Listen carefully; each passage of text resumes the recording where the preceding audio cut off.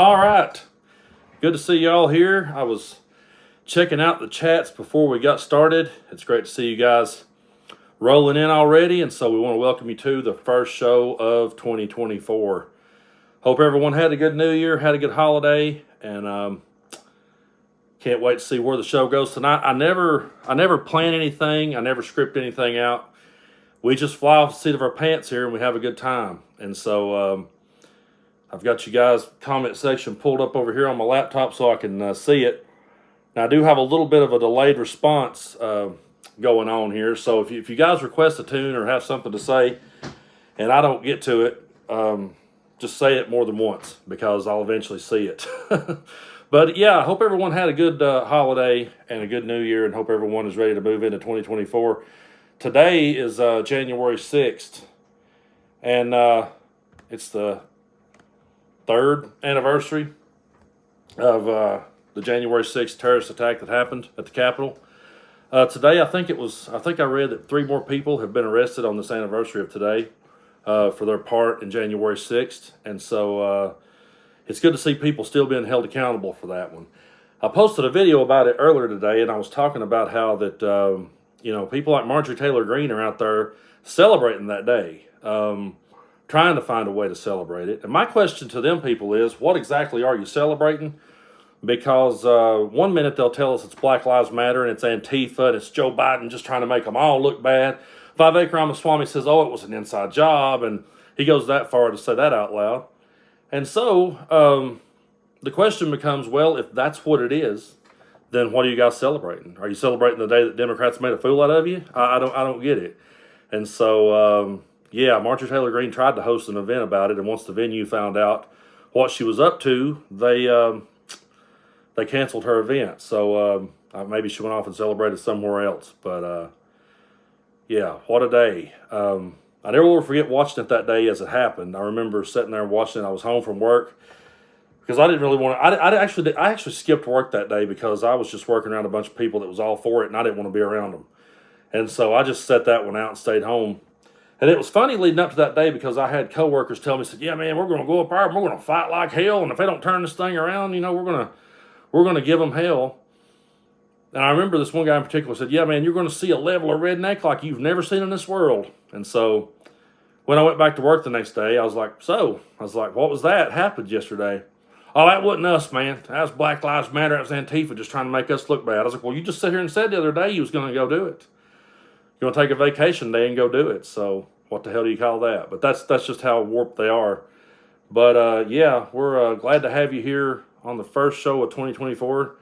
It's an election year, and that's going to be, it's just going to keep picking up steam because, man, I remember on New Year's Day, the news started breaking, and I was thinking, damn, I got a lot to keep up with. so we'll have to keep our eyes and ears open because the news is constantly happening.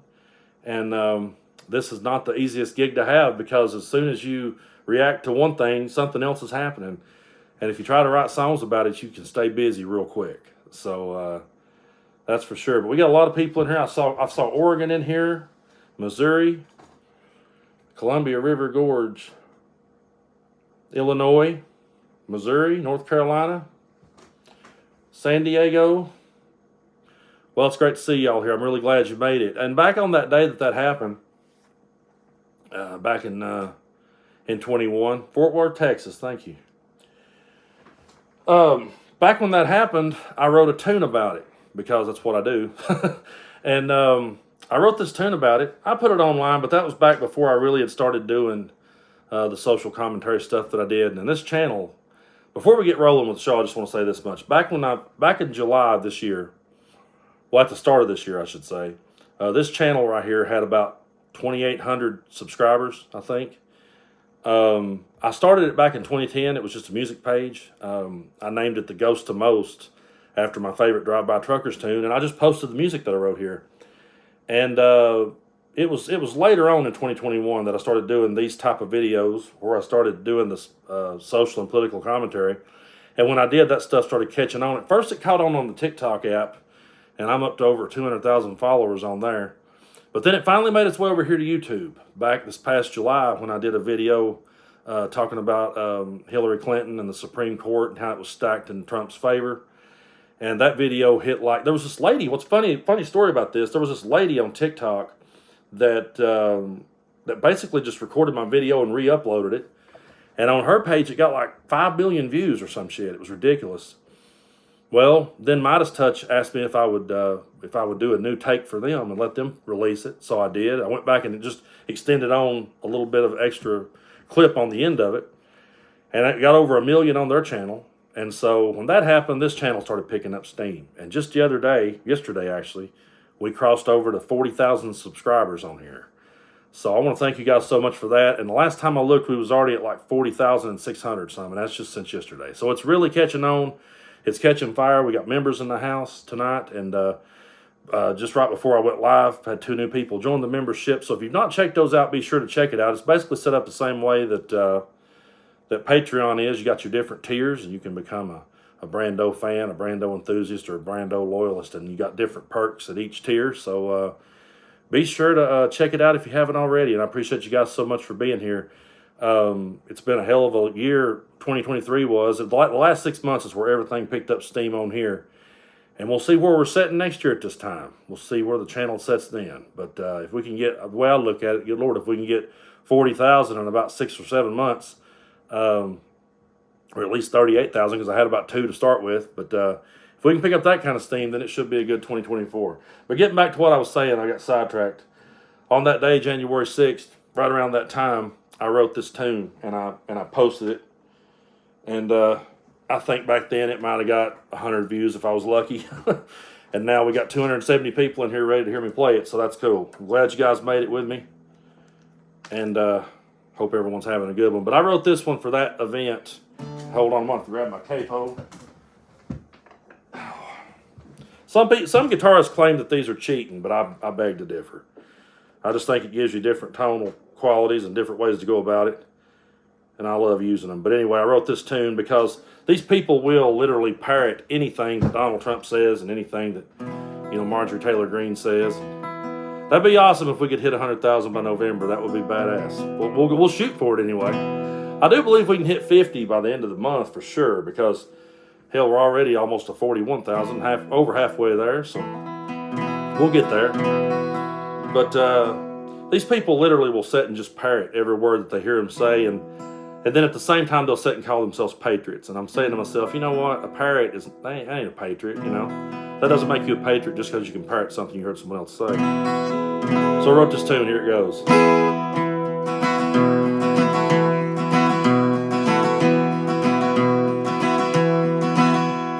Marjorie's cuckoo, Cocoa Puffs. Yet she finds a crowd just dumb enough to believe in that batshit conspiracy stuff. Marjorie's cuckoo, Cocoa Puffs. QAnon is wacko as wacko can be. Pushing bald-faced lies in the name of free speech. They walk on us all and cry, don't tread on me. QAnon is wacko can be. They think that they're patriots upholding the law, painting their faces and tasing their balls, making a joke in the name of taking a stand. They cry oppression on their vacation day. They back the blue till they don't get their way. A parrot ain't a patriot. They all got blood on their hands. Alex is crazier than an old pet coon. He thinks sex is on Mars. We never landed the moon. Cave frogs, lizard people, and satanic typhoons. Alex is crazier than an old pet coon. Sarah was nutty as Mama's fruitcake. she convinced the flock that the news was all fake. Donnie is a dipshit and he carries her flame. Sarah was nutty as Mama's fruitcake. Cling to your Bibles and stick to your guns, but you better wake up, boys, you're coming undone. They're playing you all for fools, don't you understand? No one is coming for your precious rights, but you can embrace hatred and help sell the lies. A parrot ain't a patriot, you all got blood on your hands. Yeah, a parrot ain't a patriot, they all got blood on their hands.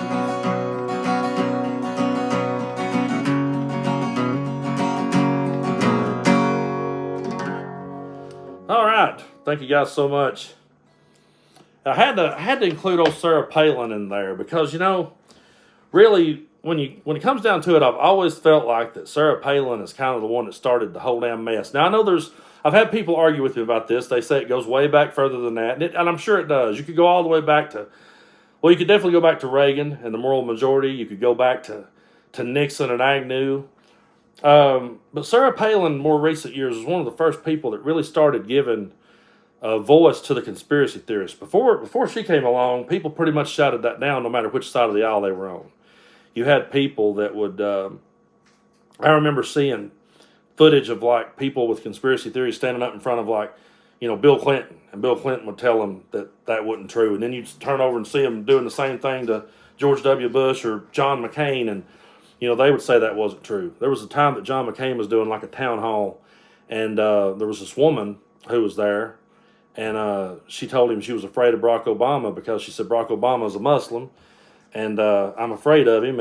And John McCain took the microphone away from that woman, and he said, "No, ma'am." He's like, "He's no one we should be afraid of. He's just someone I disagree with politically." And the difference is when that happened, you had Sarah Palin over there buying into that. And she was buying into those conspiracy theories and starting to spread them around. And she was starting to say all the quiet parts out loud. She was testing the water, saying stuff like that Barack Obama shucked and jived his way to the White House and things like that. And so it's one of those things where I always felt like that she's kind of who lit the flame for MAGA. And then Donald Trump just grabbed it and just ran with it. He just threw gasoline on that flame. I think Sarah Palin was one of the people that definitely paved the way for that, for sure. But like I said, I've had different people argue with me over who it might have been to really start the whole thing. I'll tell you somebody that's a contender for it for sure. And if you really want to get spooked, there's a podcast called Bagman with Rachel Maddow. And it's about Spiro Agnew, which was Nixon's vice president.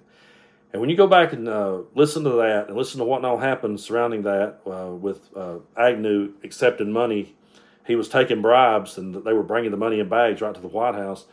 When you hear how Agnew went about talking to the crowd, it's almost like you're at a MAGA rally. It's almost, but instead of saying, you know, like today they say the liberals and the radical left, back then he was saying, the hippies, all the dirty hippies and stuff. But it's very close. Spiro, I never realized just how much Spiro Agnew, you could almost confuse it for being a Trump rally. It's that close. And so maybe it was Agnew, I don't know. But it's definitely been something that's been brewing for a long time with people, I feel like. It's one of those things that has just been going on for a long time. And so I guess it's just up for debate as to who started the whole mess. But I guess we can transition over into this next tune.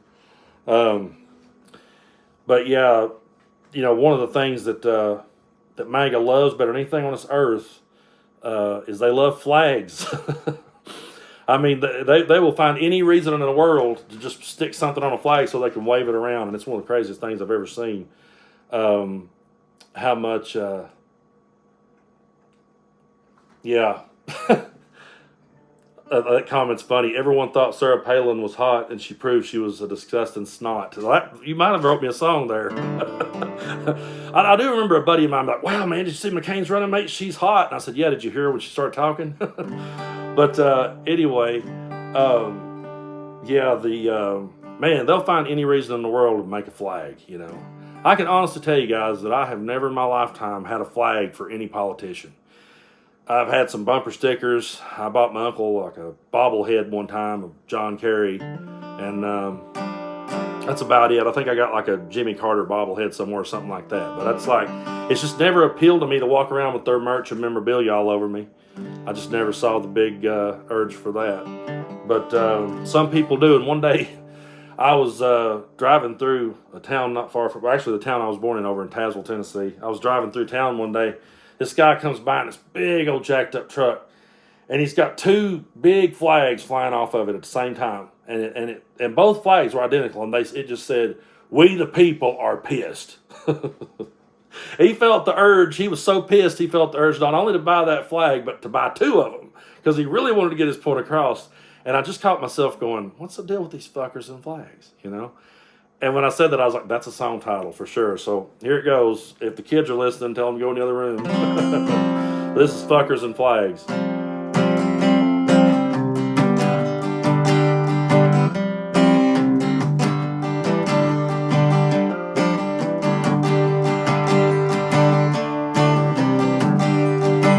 No soldier ever died for a piece of cloth.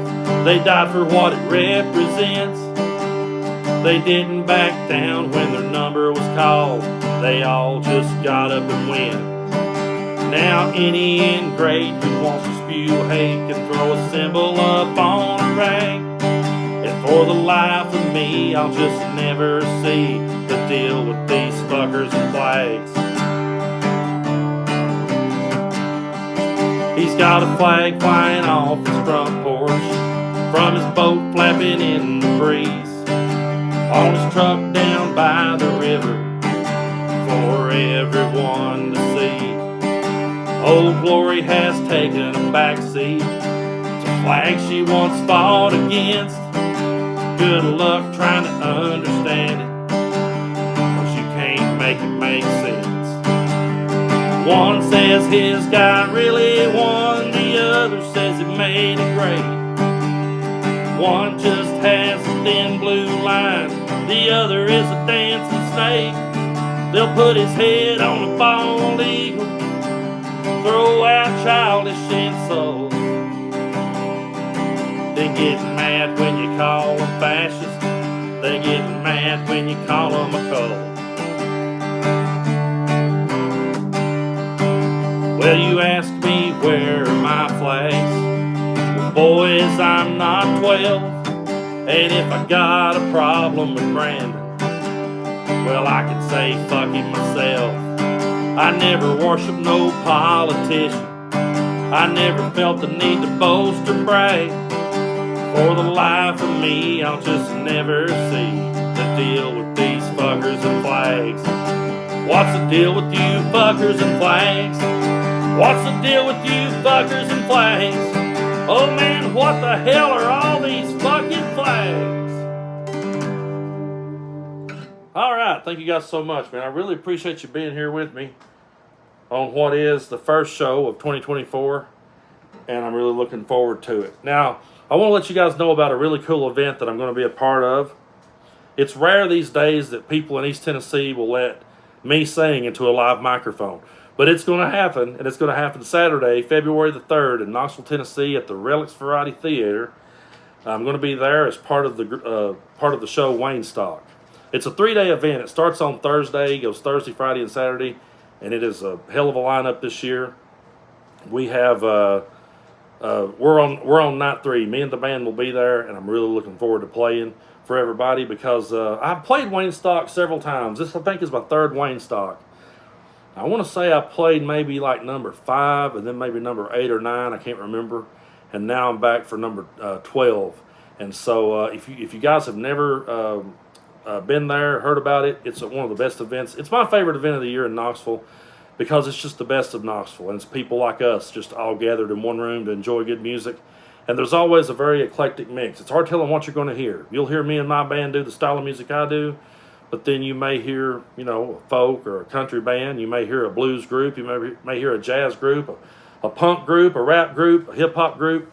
It's always very eclectic, and it always showcases Knoxville and East Tennessee And it's always for a good cause. This year we're going to be helping out our good friends Dennis Double and Karen Reynolds. All the proceeds are going to go to them.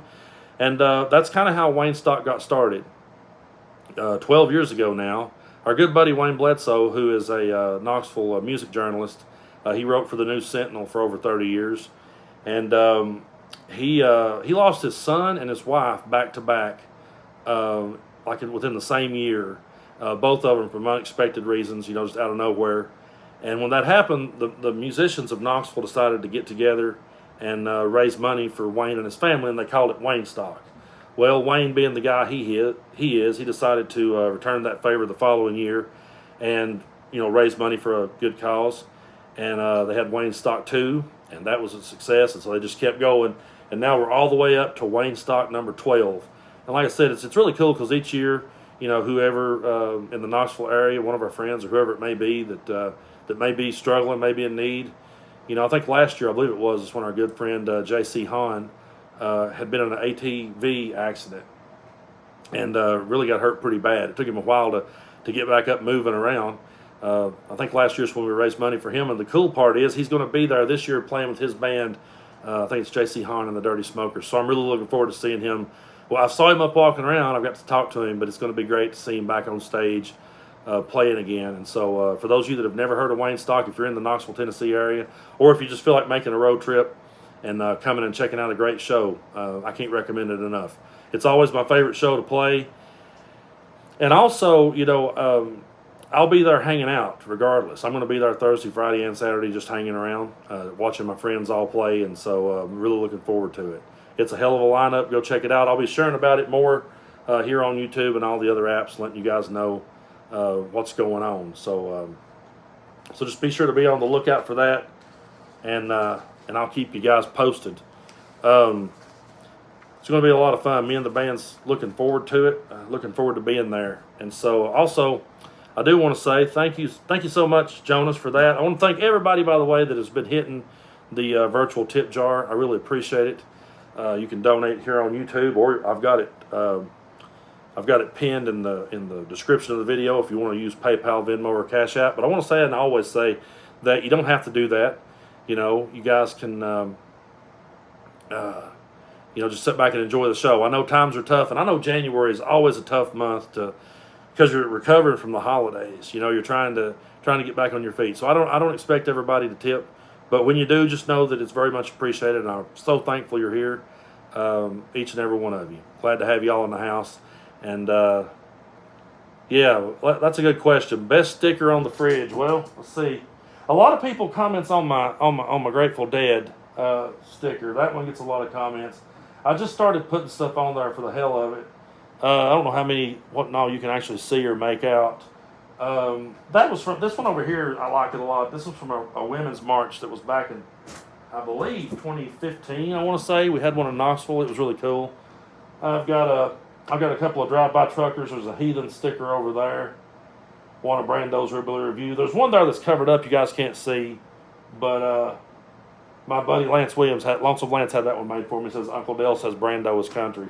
And then also nothing too fancy. That's a nice little shop in Knoxville. If you're ever down there, they sell a whole lot of cool shit. But yeah. And then, of course, I've got stuff you can't see down here. It's just my kids' drawings from school. And then one I have there says, I mourn the death of fictional characters. I found that magnet, and I said, yeah, that's definitely me.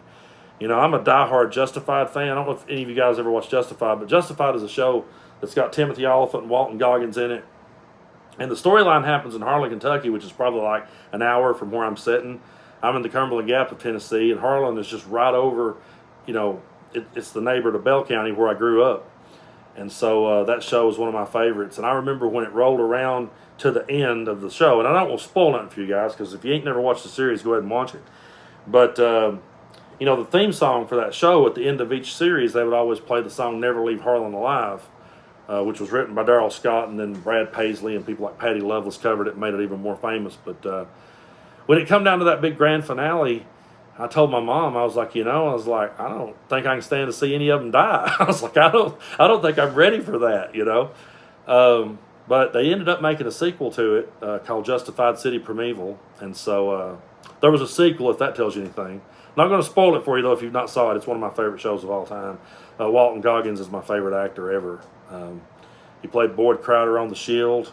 He was Shane Vendrell, he was Shane Vendrell in The Shield, which was a great show.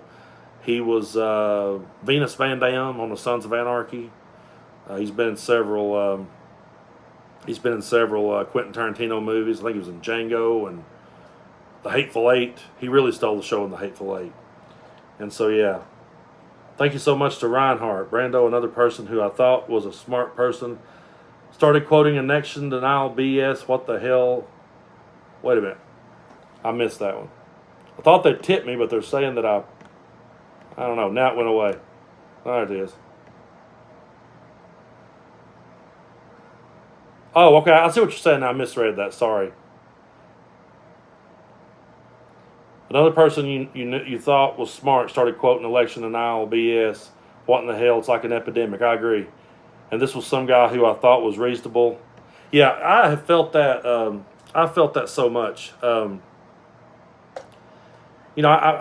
talked to people that otherwise are good-hearted people, and I've talked to people that I can have great conversations with. I remember one guy in particular for me that was just really was a hard one for me. Was a friend of mine who I worked with for a while, and he was just, we could have the best conversations about music. If we were talking about music, we could talk all day. If we were talking about music, thank you, Jenny, I appreciate it. If we were talking about music, we could talk all day. If we was talking about movies, documentaries, we could talk all day. If we was talking about history, and I mean, me and this guy just hit it off on every level. And then one day he starts telling me how Sandy Hook was a hoax. And I'm like, dude, you really don't believe that, do you? And then, of course, he falls down into this rabbit hole. And it's like, how can people, buy into stuff like that? I understand that I understand why anyone would question things. And I think we should question things. And I understand people questioning, the narrative or whatever the case may be. I'm sure as long as time lasts, there's going to be people looking back at the JFK assassination, and they'll be wondering, they'll be asking questions about that. There's always going to be someone going, yeah, was there someone on the grassy knoll, But then it just come a point where when you're online looking for pregnancy pics of Michelle Obama because you think she's a man and you think JFK is still alive and JFK Jr. is working with Trump behind the scenes and to take down a pizza parlor. I mean, that's just when I don't understand how reasonable people could do that. And what I don't understand about it either is how it becomes a brand to these people. It's like if they were a fan of NASCAR or the WWE or bull riding. It's like, we're into conspiracy theories. I remember seeing a comment not long ago somewhere on social media where the person was like asking their friends, like, what's your all's favorite conspiracy theory? I love them. And I'm like, why would that be a brand? Like, why is that something you would love? You know what I mean? I can understand you questioning things and maybe thinking some things don't make sense. Trust me, there's plenty of stuff in this world that does not make sense to me. But the problem with conspiracy theories is once you start believing in one of them, you'll believe in all of them. I had a friend of mine tell me that years and years ago. And at the time, I didn't know that I agreed with him. But here lately, as we saw him pick up more and more steam, I said to myself, damn, they really will believe anything. And then it's like, oh, have you heard the newest conspiracy theory? And it's like, well, I mean, just anybody can cook one up. We could sit here tonight and make up all kinds of shit. Doesn't mean it's true. Just because you heard it here doesn't mean that it's true. And that's the part I've never understood, is how that people, you're right, there are too many gullible people that will just buy into stuff. They'll buy into this rhetoric, and it's easy. I think it gives them like an instant feeling that they're smart, and it's kind of like instant gratification. Suddenly they feel like they know something you don't, and it just turns into one of these. I can't count the times that I've been talking to people about stuff like this. Well, a buddy of mine was telling me that he read, or a buddy of mine was telling me that this guy at work told him. And you're sitting there going, well, what does that mean? It doesn't mean any of it's true. I mean, and you think about stories down through history. You imagine, you think about, the stories that happened in the Bible that was written about 2,000 years ago. Now imagine 2,000 years passes, and you're going to tell me those stories held true all the way down? I mean, we saw stories change just over the last couple of years. We saw people add all sorts of layers to stories that wasn't a bit more true than nothing. And so, conspiracy theories. Yeah, I mean, I used to find, I remember Jesse Ventura had a show called Conspiracy Theories. And I remember watching some of those episodes. but I never got so engrossed in it that I was, hiding out in a bunker somewhere. I would find things interesting, but I don't remember getting so bent out of shape that you know that I would be out there just believing anything I heard.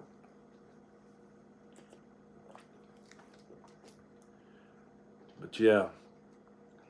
Oh man, I'm glad you Sherry says reminds me of the radio show Coast to Coast. Me and a buddy of mine was talking about that not long ago. Now I'm trying to remember who it was I was talking to about that. Might have been me and my bandmates. I can't remember. But we were talking about that show, and one of us had heard of it, and the other one's hadn't. But yeah, that was like this late night show where people would call in. I want to say thanks to John Lavelle, who just hit the tip jar on, I believe, Venmo. Thank you, and thank you, Todd. Appreciate you. But yeah, Coast to Coast was like a late night show. I used to listen to that a lot when I was on the road traveling as a musician. I'd listen to it coming home. I remember trying to stay awake because you would definitely stay awake at the crazy crap that people would call in and claim they seen. Somebody would claim they got, abducted and took up into the sky and told all kinds of shit and dropped back off. And so, yeah, that's true. That comment there is so true from Rambo. If you disagree with them, they'll tell you to do your research. Yeah. In their world, whenever they say do your own research, what they're essentially saying to you is they're saying just scroll until you find what, clicks with you. That's what they do. They just sit there and scroll till they find the first thing that fits their preconceived notion and they settle on it, Thanks also to Ray and to the Tennessee Bear. I really appreciate you guys so much. Again, thanks to everyone that has hit the virtual tip jar. Remember, you don't have to, but I sure appreciate when you do. And we'll keep moving along with the music. I was just sitting here talking to you guys for a while because I enjoy that every bit as much as I do playing. Sometimes I enjoy it more, to be honest with you. It's always good sitting here having conversations with people, and we got people from all over.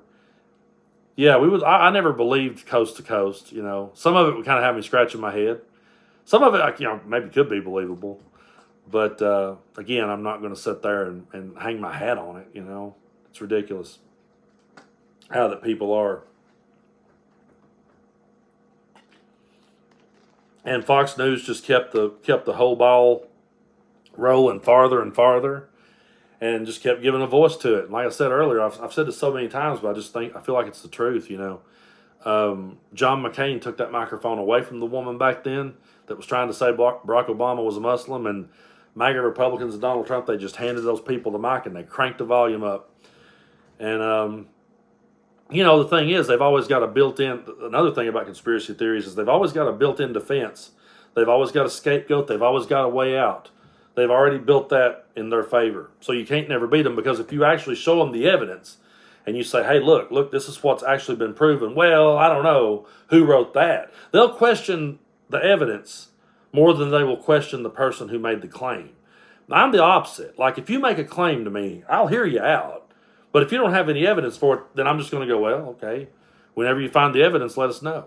If you never find the evidence, I'm not really going to entertain what it is you're saying for very long.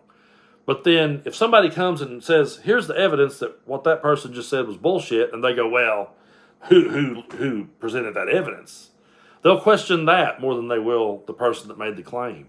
And just anybody can make the claim. That's the part that cracks me up. It doesn't have to be anyone that's smart. It doesn't have to be anyone that has, any real say about anything. Just someone can cook it up in their basement, and then here we are. All right, thank you to Lady Bexy in Australia. That's awesome. You may be the furthest one away from us so far. I've been looking, and I saw Oregon earlier, and I saw out west and up north. Got all sorts of people in here with us, and we're glad you're here. But one thing that Republicans never grow tired of talking about is Hunter Biden. He is their guy, man. He is the guy that when all else fails, they'll go to him. And the thing about it is, he's another one who they'll say we have all this evidence for. And the thing about it is, he stood up and said, hey, I'll take accountability for my actions, and I'll pay for what I've done. And I love when he said, hey, you're talking about Donald Trump. He's like, hey, you want to ask where's Hunter? Well, I'm right here. And I love that, But I remember back earlier in 2023 when everybody was just going on and on about him. And when Marjorie Taylor Greene went out and showed the the naked pictures of him and stuff and everything. I'm like, man, what a time to be alive, that someone would actually be doing that. And I'll tell you how I write my songs. 9 times out of 10, folks, this is the trick to Brando's songwriting. I just say something out loud because I question what, I'm like, God, what did I just see? And I will say something like earlier, I was telling a story about it, what's the deal with these fuckers and flags? And in this scenario, I said, why does she have such a hard-on for Hunter? And then, bam, we got a song title. And if you got the title, half your work's done. You can just roll with it. So this is Hard-On for Hunter.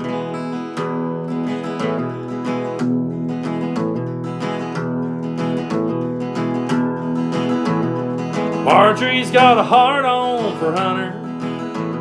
She talks about him all the time. Shows off his dick pics to Congress.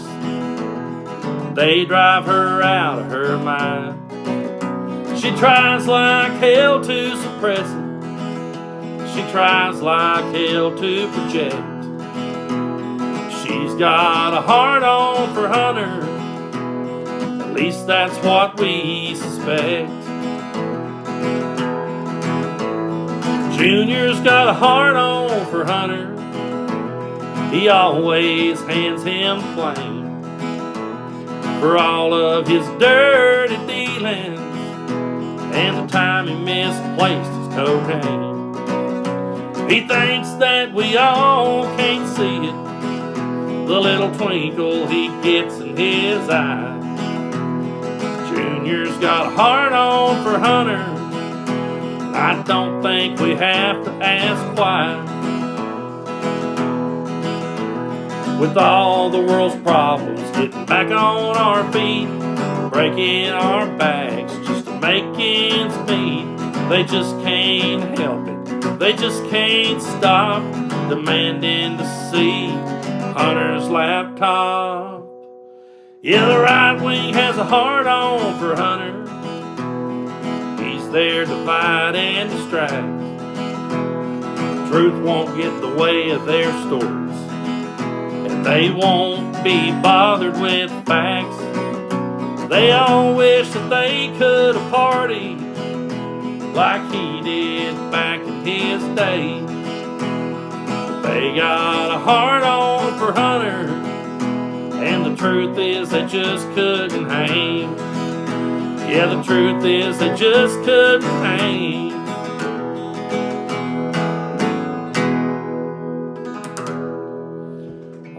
Thank y'all so much.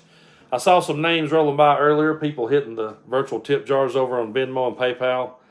And I want to thank you guys so much for that. I really, really do appreciate you for taking time to do that. Remember, you don't have to, but yeah, when you do, it's very much appreciated. So thank you all very much for that. Keep moving along here. We'll find you some more tunes. And I'm sure we'll find more stuff to talk about because, man, what a time to be alive. Now, I did see a comment, and I'm sorry to say I can't remember. I should have made a note of this as to who asked for this. Might have been, I think it was Jeff, but I hope I got that right, and I hope he's here. But someone wanted to hear a tune that I wrote many years ago called Southern Country Gospel. And I saw the comment get left here on YouTube or somewhere that they left it in the comment section. I've been making music for over 25 years and got 7 or 8 albums out at the moment. And but originally, when I started recording my solo albums, I went under my name of Brandon Fulson. That's Brandon Fulson. And you can find those albums on Spotify or iTunes or YouTube or wherever it is you find your music. If you look up Brandon Fulson, Fulson.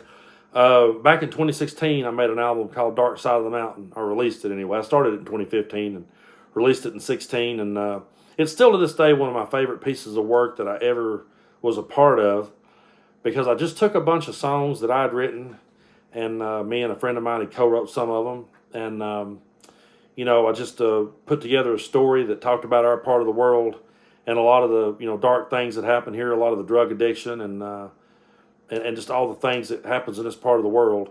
And I tried to tell a story from start to finish with it. That album to me was more in my head. It's like I was making a TV show in my mind. I was writing out at like what would be a season of a TV show, and I was kind of leaning on my Justified influence a little bit and coming up with a way to put the story together. And so I wrote this tune called Southern Country Gospel. And I got the inspiration for this tune. I pretty much lived it, to tell you the truth. It's one of those songs, which most of my songs that I did live anyway, or either directly or indirectly. But at this particular time that I wrote this tune, I was just, I was in a toxic relationship, and I was living with a very dysfunctional family. But every Sunday morning they would get up and go to church anyway. And I always found that odd. I didn't ever go. I would drive them and drop them off and go back and pick them up. And I just always thought it was funny. I was like, well, the way you guys lived all week long, but here we are, Sunday. And every Sunday I would drive the mom. The mom always went. She never missed it. And which in her defense, she wasn't the party animal in the room. She was the lady with the long denim skirts and the hair up in the bun. She's no longer with us, but I remember every Sunday morning she'd be knocking on my door like, "Can you take me to church?" Like, oh, great. And so one morning I was so hungover, and I was just really sitting there. No pun. I started to say praying, no pun intended, but I was sitting there really hoping, like, please don't make me drive you today. Do I have to? And so she, thank you. I appreciate you guys so much. Pepper and Jeff, thank you so much. But sure enough, she starts knocking on my door like, "Hey, you got to take me to church." And, oh, great. So I get up, and I'm like really hungover. And back then I had long red hair. I looked like the damn Undertaker on wrestling. So I get in the car with this lady, and I start driving her to church. We're going down the road, and I can just see out of the corner of my eye that she's staring at me. I ain't looked over at her yet, but I could just feel her staring at me. And I kind of glance over at her finally, and she looks at me. She says, "Did you have a rough night?" I was like, "Yeah, pretty rough." And she's like, "I figured you did." I said, "Yeah, we really did." And I said, "You know what?" I said, "I have never in my life seen people get that screwed up." I said, that was ridiculous. And she said, "Well, don't look at me. I didn't raise them to be that way." And I said, "Thank you so much." I said, "Thank you for saying that." And she's like, "Why?" I said, "Well, you just helped me finish writing a song." I said, "I've been writing this song, and I needed one more line for it. I just needed one more line. I could not think of how to wrap this song up." I said, "You just helped me finish my song, so thank you." And she was looking at me like I was crazy. Dropped her off at church, ran back home, grabbed my guitar, and wrote this tune, or finished this tune, put the last line on it, and called it a day. So, Happy New Year to you guys, and thank you guys so much for hitting the virtual tip jar. Appreciate all of you. But this here is from my album, Dark Side of the Mountain. You can find it under Brandon Fulson, Fulson. You can find it on all the music apps. And I was very fortunate to have the Barstool Romeos, Mike McGill and Andy Perkle. They came down to the Arbor studio, and they put some background vocals on this with me. So thanks to them, and shout out to them. But here we go.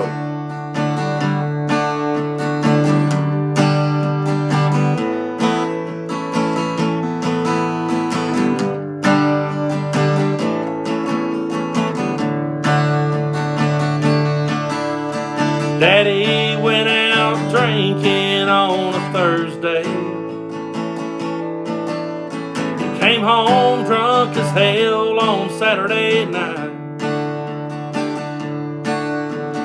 Mama slapped the smile off his face. He came back swinging, it was sure one hell of a fight. And I heard the dogs a barking at the car park down the road. And I saw Uncle Rick running with his work boots and his clothes. And this might all sound crazy, but it was life for me. 'Cause I knew Sunday morning we'd be a happy family, singing that Southern country gospel, washing our sins away, waiting for that altar call to see who would take the blame, singing that Southern country gospel, spreading the old time word, and hoping that God will spare the rod and a drunkard's prayer gets heard.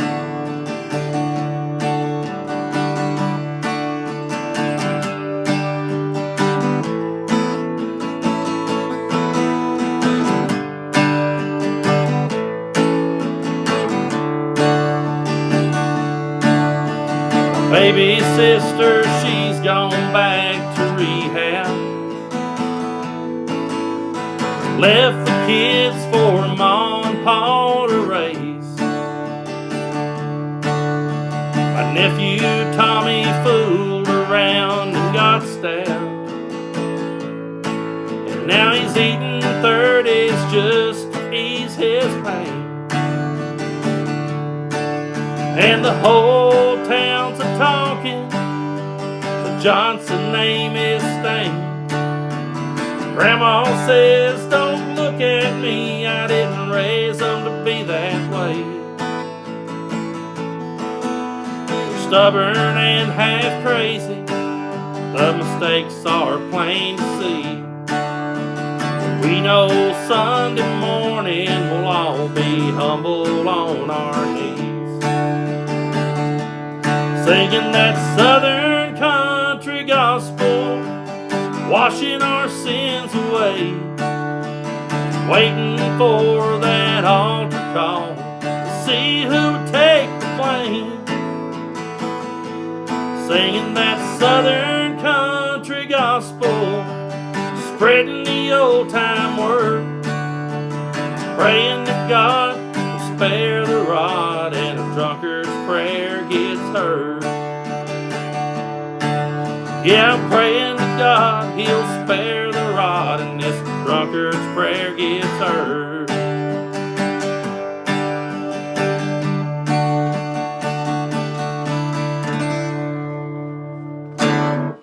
All right, well, thank you guys so much. And yeah, if you haven't already, be sure to hit the like and the share and let people know we're doing this and out there, because we are up to 472. We were a little bit higher just a few minutes ago. I don't think we've ever went over 500 while the show was going live. So if we can cross over that tonight for the first show of 2024, we're just 15 people away from doing it. So if everybody would share it and bring a few more people in, that would be awesome. And again, thank you guys so much for being here. And Happy New Year to all of you. I really, really appreciate it. Again, I hope everyone out there is doing good. And I don't know where you're at in this country. I hope you're staying warm wherever you are. It's been kind of cold around here. We had some snow, a little bit of not really snow. We don't have snow here in East Tennessee. Even if we do, it's still not really what I would call snow. It's just kind of a sleet in the mix and just enough to kind of mess up your day. We haven't had like a really, really good snow in a long time. I think last year we only had one that I remember in this part of the world, and that didn't take place where I lived. I played a show. I played a show in Pineville, Kentucky at the Bell Theater with the Laid Back Country Picker on Friday the 13th of 23. And it snowed that night in Pineville. But by the time I got back home, which was about 15, 20 minutes, by the time I got back over here in Tennessee, there was nothing. I was telling my mom, I was like, yeah, kind of snowstorm last night. Mom's like, we never seen one. I said, well, it didn't happen there. And it's funny, especially where I live. I don't know about you guys, but where I live, you can have snow like here and drive 2 streets over, and it's crystal clear. It's just weird how these mountains are. But we don't really have as many good snows as we did back when I was growing up. Now, when I was younger, this part of the world, it felt like we got a lot more snows. I remember the blizzard of '93. School was shut down for over a month, I think, for that one. That was like about 8 to 12 inches of snow. That was brutal. But I had a good time because I was only like 13 years old when it happened, or about to turn 13. And me and my cousin, my dad was a truck driver. He drove a log truck, so he had all kinds of old truck tires laying around in the yard and was able to, blow up some inner tubes for us. And we lived on a hill, me and my cousin. So we just had a blast during that because, the house I grew up in on the hill, the front yard went straight down. It was like this. The house sat here, and the front yard just had a few feet and then dropped straight down. And then the backyard had a few feet and dropped straight down. And then both sides, it was like we was just up on this point, And so we would get on those inner tubes and really, really wear it out. But then, now we would go over to my cousin's house. There was a hill behind his house. It was even longer and steeper than mine. So we would walk over to his and ride them there. And I remember eventually we ended up getting the inner tubes. They ended up busting on us. We got them hooked in some barbed wire fences and shit like that. And so we ended up, I remember what we did during that blizzard of '93, we ended up taking the tires off of a red wagon. It was just like a little metal red wagon that we took the tires off of. And when you sat down in it, you could put your feet in it, like you're sitting in the wagon. And man, that thing would scoot because you'd have all the things. So we did it. We hit 500. Thank you guys so much. That's a first. We did it while the show was rolling. So hell yeah. Thank you guys so much for sharing it and getting it out there. We hit 502. So no matter what, we can say we set a record during the first show. But yeah, we had fun with that wagon because once that ice would get on the bottom and stick to that metal, that thing would fly. And then there was an old coal stove that was sitting out there that was tore up. And we tore the side off of it, and the way that the top rounded up, that would be a place to put your feet. And so we did it. We had a good time. But yeah, I hope everyone is doing good. We did it. We hit 500. We'll see how far we can take it. Now, we'll be playing, I want to remind you guys, since we got a lot of new people rolling in, I do want to remind you guys that I will be playing at Wayne Stock. Wayne Stock is a great event that takes place in Knoxville. It'll be February 1st, 2nd, and 3rd. Me and the band, we're going to be playing Saturday night at 8 o'clock is when our set is. So be sure to get out there and check that one out. That'll be at the Relics Variety Theater in Knoxville. I'll be hanging out there all 3 days. I plan on getting there and hanging out, watching all my friends play, and I'm really looking forward to it. So I saw a comment go by a second ago.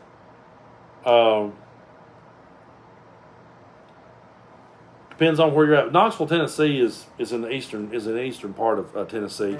It's about 3 or 4 hours from Nashville, something like that. About 2 hours from Chattanooga. So yeah, and me and the band's going to be leaning in on some of the. It's funny, when I put together the set list, I forgot to include some songs from the new album. And one of them was like, hey, we left off songs from the new album. I was like, well, crap, we'll have to do those. But I've always enjoyed going back and playing some of the older tunes. And right before the whole Tennessee Brando thing caught on, I made an album called Brando's Hillbilly Review. It's you can find it under Tennessee Brando.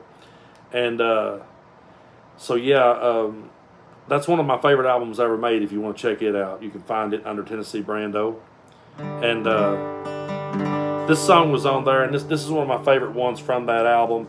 And honestly, if I've ever wrote a song, this is probably the fastest I ever wrote a song in my life. I don't think I ever wrote one this fast. As fast as I could put the words to the paper is how fast it came out.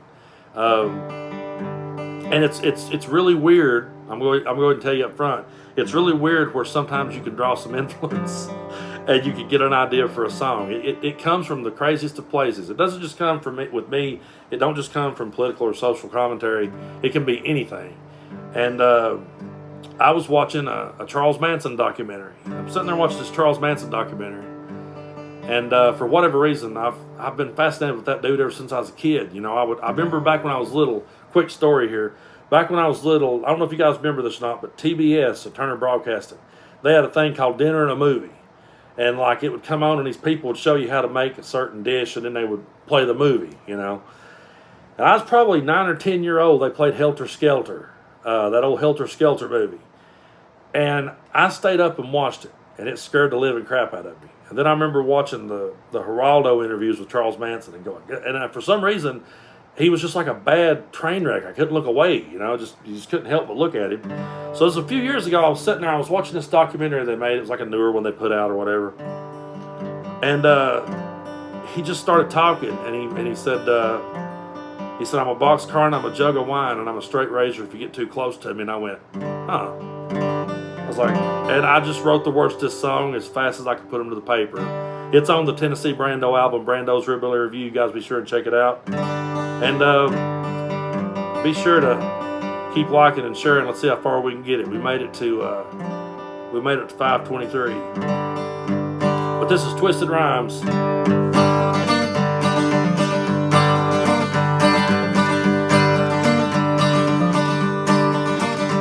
I'm a chunk of coal and a band of mine. I'm a boxcar, I'm a jug of wine. I'm the last little kid in a welfare line. You get too close, I'm a razor knife. I'm a dead man's curve on a lost highway. I'm a tortured soul, I'm a shallow grave. I'm a street child, I'm a wanted face. Cross me, son, there's a price to pay. But I'm gonna ride all these twisted rhymes till I make my own last ride.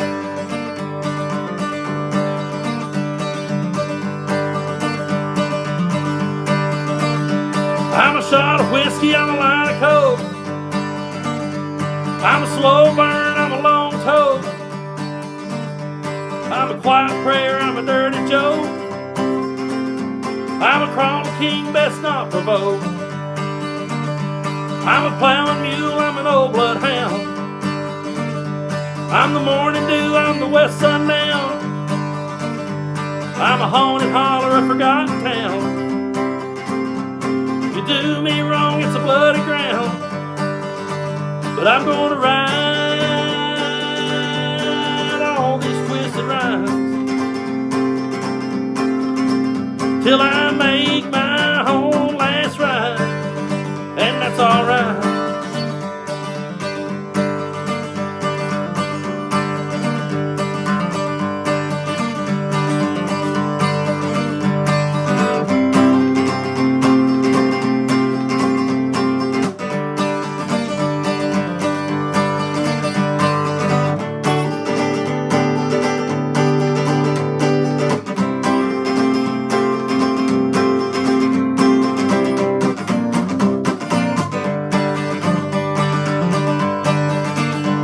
I'm a washed out bridge, I'm an old fence post.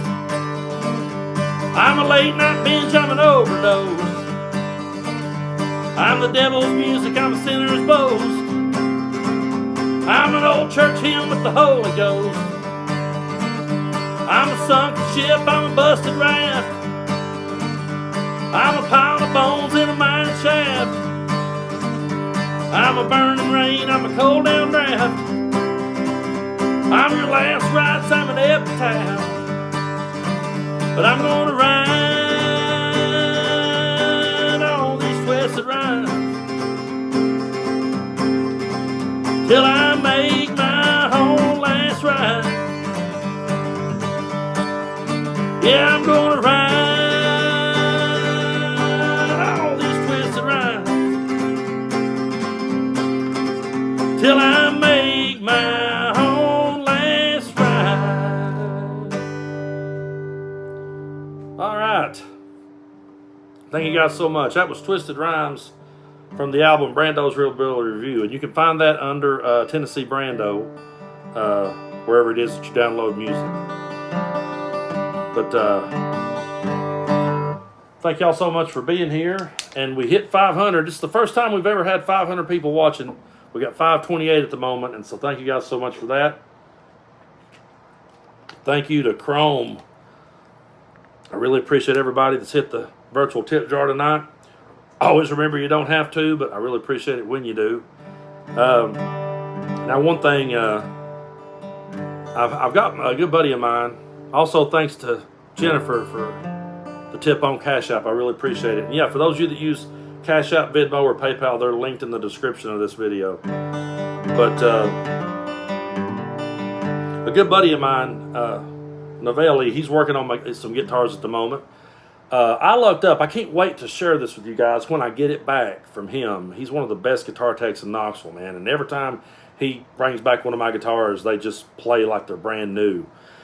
I looked up and found a custom-built guitar that somebody just made.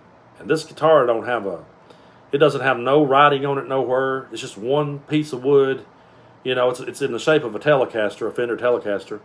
It's got a really cool wood grain to it, you know, and I picked that thing up in a pawn shop, and they only wanted $250 for it. Now, there's a really cool story behind this, and like I said, when I get the guitar back, which I'm supposed to get it back next week, and I'll definitely be playing it on stage at Wayne Stock. But when I get it back, maybe I'll do a members-only kind of video and show you guys that. I do a lot of stuff like that on the members-only stuff for the members. But this pawn shop in Tazewell, Tennessee used to be a bar known as the Mustang Lounge. And I played there from 2008 to 2012. And then I went back and played it in 14, 15, 16. I played it in, I think, 18 and 19. So, but it was a place where I really cut my teeth and paid a lot of dues as a musician and a songwriter. And the owner was one of my best friends in the world, and he ended up passing away a few years ago. So they sold the place to the pawn shop that was next door, and now the whole bar is now a pawn shop. And so I went in there looking around, and I said to myself, I was like, one of these days I'll buy a guitar out of this pawn shop because I played here back when it was a bar, and I just think it would be cool to, have a guitar out of it. And so I kept looking around, nothing really grabbed my eye.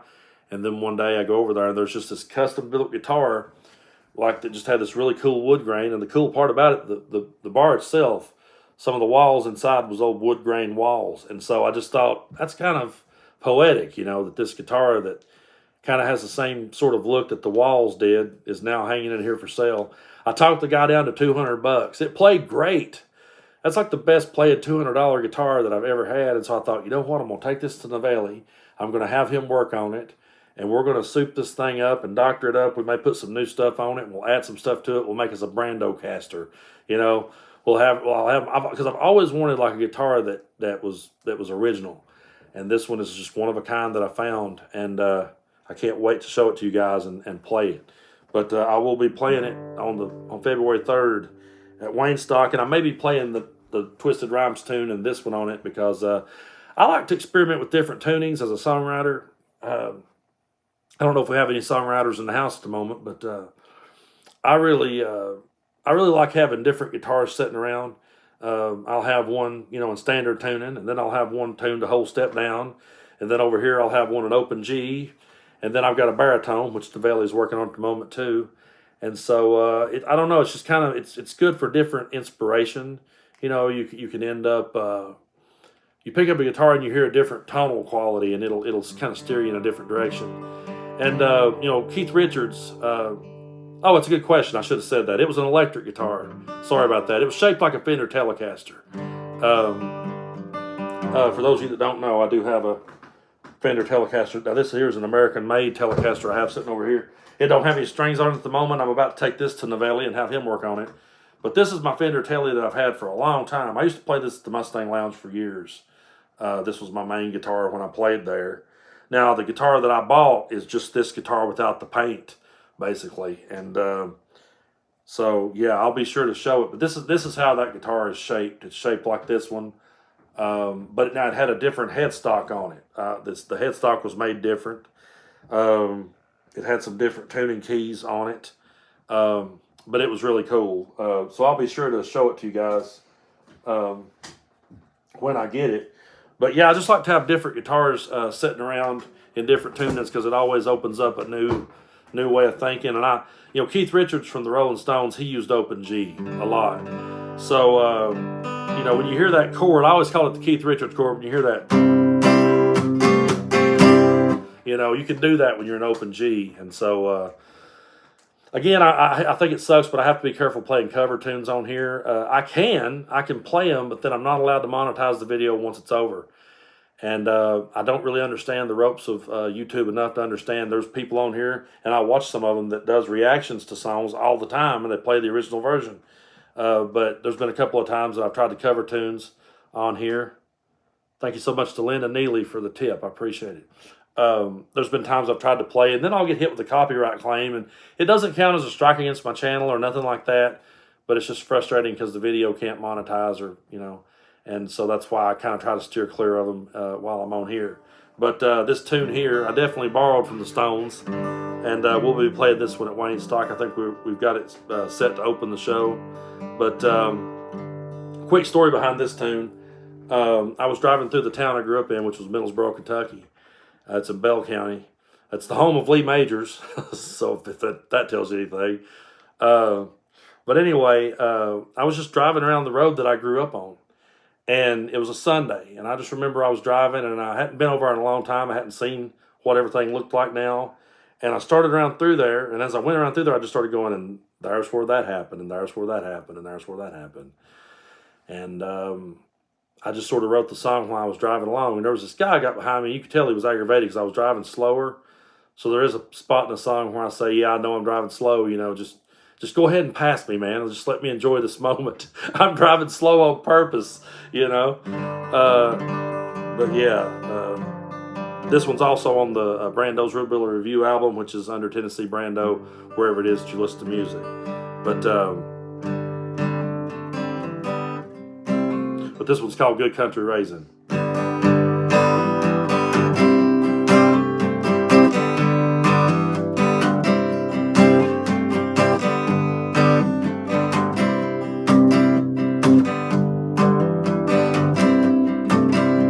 Hey man, get off my ass.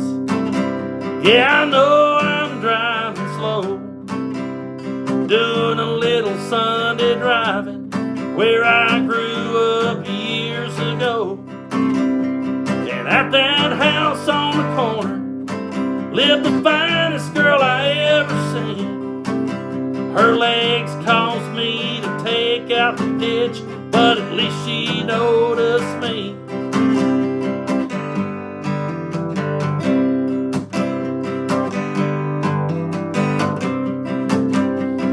Under that bridge I had my first beer. It was a piss warm beast. And over there is the graveyard where I lit my first sweet leaf. And here's the place where Luther drowned. I remember when we found his car.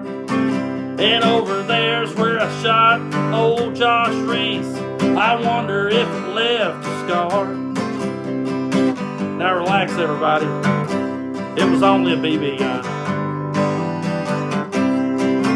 Either I got big or the town got small, but man, it's never changed. Oh, I had a good country raising, a good country raising. I had a good country raising, and I wouldn't trade it for a thing.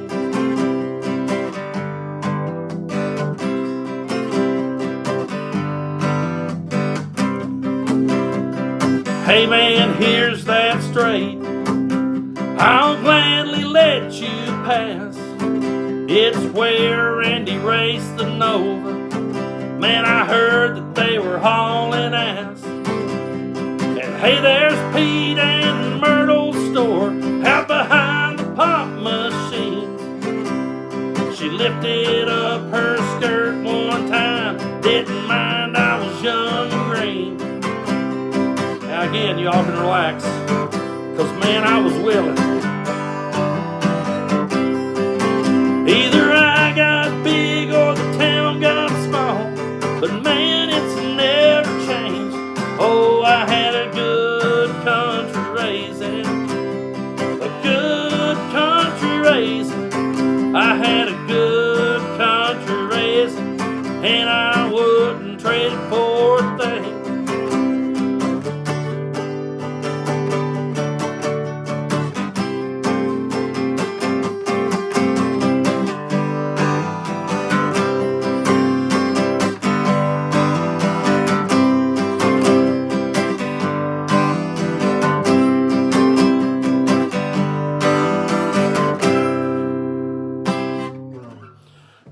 Thank y'all so much. And yeah, I was definitely leaning on my Keith Richards influence on that one. I blatantly stole that chord. But yeah, someone asked if there's been any results on the Abbey Awards. For those of you that don't know, I was actually nominated for an award in Prestonsburg, Kentucky from the Appalachian Arts and Entertainment Awards. This is the 4th year I think I've been nominated. I was nominated once for Best Songwriter. Then I was nominated for the Best Singer. And then last year I got nominated for Best Social Media Influencer. And this year I'm up for it again for the Best Social Media Influencer. And that event will take place, I think, March or April, somewhere through there, in Prestonsburg, Kentucky at the Appalachian Arts and Entertainment Awards. But I think the voting's over with. It ended on December 31st.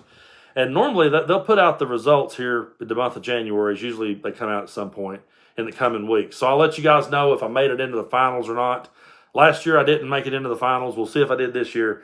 I definitely had a bigger following this year. So when I reached out and told the audience that I was nominated, so many people started chiming in and said they voted, and there we go. So many of you voted. I appreciate it so much.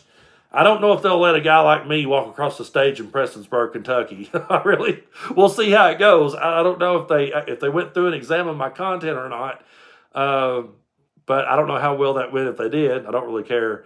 But I'm honored to be included and name dropped along such great people. There's a whole lot of really good musicians in Southeast Kentucky and East Tennessee, this part of the world, and so many people up for awards. I know Cody Lee Meese is up for the best guitarist, which I think he won before, but he should definitely win it again. If you've never heard Cody Lee Meese, and that's spelled Meece, if you've never heard him play a guitar, he is like a hillbilly Stevie Ray Vaughan.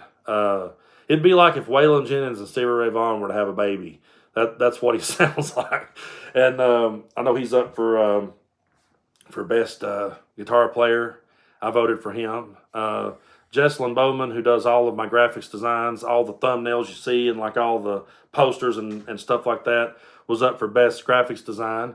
And then also, let's see, Donnie Bolin was up for best songwriter. I cast my vote for him. So I want to thank all of you so much for being here. And looks like we've had some new people join up on the memberships, and that's going good. So and I never would have thought, if you had told me years ago, back when I was, just playing music in all these dive bars in my part of the world, hell, I wouldn't have known, if you just said back then, one day you'll be nominated for being a social media influencer, I would have said, what in the hell is that? What the hell is a social media influencer? But here we are. And so, I really appreciate you guys for remembering that. I had forgot about it, honestly. So we'll see. But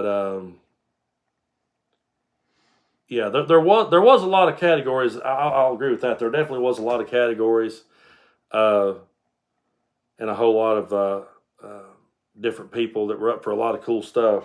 To be dead honest with you guys, I'm sure y'all done the same thing. Also, thanks to Heidi Johnson. Thank you so much. I really appreciate that for the tip on Venmo or wherever that was. I just saw the notification go across. But there was a lot of people there that I didn't know, and there was a lot of categories that I didn't even really know what was or fully understand. But you had to vote for something to make it go through and make the votes count. And so I went ahead and sometimes just randomly picked a name, like, well, I don't know who that is, but did so to get through the voting, and we'll see how it works. So thank you guys again, man. This is a whole lot of fun. I always have a lot of fun doing these. I started doing these kind of shows back during the pandemic in 2020. Well, right now the name of the band is Tennessee Brando and the Hillbilly Review, and that's kind of a throwback to a band I was in for a while called the Hillbillies. We were the Hillbillies from like 2007, I believe it was, till 2012, and then beyond. In 2012, that original lineup went their separate ways, and then I went solo. But when I went solo, everywhere I went, people still would refer to me as the Hillbillies. I couldn't get away from it. And so it ended up being Brandon Fulson and the Hillbillies for a while. And then right before the Tennessee Brando thing took off here on YouTube, I had just started going by Brando more and more. And I decided to come up with an idea for a concept album, which is, like I said, it's available on under Tennessee Brando. But I came up with an album called Brando's Hillbilly Review. And it was kind of a throwback to the Hillbilly band that I played in for years. And then Tennessee Brando caught on and blew up, and so now we've morphed it into Tennessee Brando and the Hillbilly Review. So we'll be there, and it'll be a good time. Really looking forward to it. But thanks for everybody that voted, and we'll see how it goes. That was Cody Lee Meese. He's got a couple of albums out. Phenomenal guitar player and just a great dude, great friend. Like I said, if you kind of like old school country music, and I'm not talking about the mainstream stuff on radio, I'm talking about the old school, like kind of Waylon Jennings, more of that brand of country. But then if you mix it up with a lot of blues, I don't know how many of you people know guys like Sturgill Simpson or people like that that was able to kind of fuse some of those styles together. Cody does a real good job at that. He's just one of my favorites of all time. But yeah, we came up with the name for the Hillbillies. It was funny. we were trying to. We had went through some member lineup changes. You know how it goes. People come and go, and we had been through some different lineup changes, and we decided to change the name of our band for the new lineup. Although it still kind of had some of the people that I'd been playing with forever, and we were riding down the road on the way to a gig trying to come up with a name, and so we're throwing out all these ideas, and some of them was pretty ridiculous, some of them was pretty funny, some of them probably would have just got us barred before we started. It was just us being sarcastic and making up ridiculous names. I think we even went on one of those worst band names website and was just picking out some crazy stuff, and then we're on our way to the gig, and this girl that was riding with us, she said to us, she's like, well, I guess what you should ask yourself is, what are you guys? Like, what kind of music do you do? What kind of people are you? What are you trying to accomplish here? And I had a pretty good buzz going, and so I was kind of slurring my words a little bit. And I meant to say, well, we're just real hillbilly people. And I kind of got tongue tied, and I said, well, we're just real Billy people, And she said, that's perfect, the real Billies. And I was like, no, I meant we're real hillbilly people. And she's like, no, just leave it at that, real Billies, that'll work. So we went online to see if it existed. And when it did, there was a band somewhere in the middle of nowhere, and we couldn't find no albums by them or nothing. We just kept seeing their name, and they spelled it like IES, which is how it would be spelled. And so we just spelled it with a Y. We just spelled it, and everybody's like, you spelled it wrong. We was like, yeah, we kind of did it on purpose because we didn't want that band to come after us. What the funny part was, though, we spelled it wrong for years, and then on purpose. But then years later, I got a message from some random dude. I never talked to this guy before, and he's like, hey, man.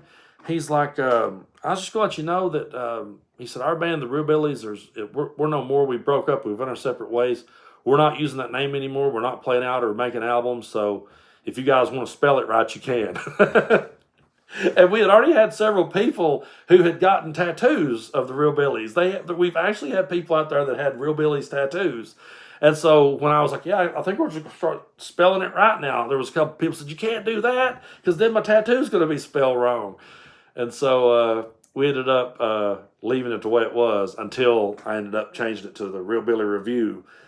And, that was really when I was starting to take it more of in a political, satirical way. That's around the time that I was starting to do that and, review in the sense of when it's spelled Revue, it's more of, song and dance with, political and social satire. And so that's kind of when I started steering that ship that way. But in this part of the world, I've never been able to escape that name. And so I just added it in the new name. So we'll see how it works. But that will be Saturday, February 3rd at Waynestock, Relics Variety Theater in Knoxville, Tennessee. So you guys be sure to check that out. We'll be playing at 8 o'clock.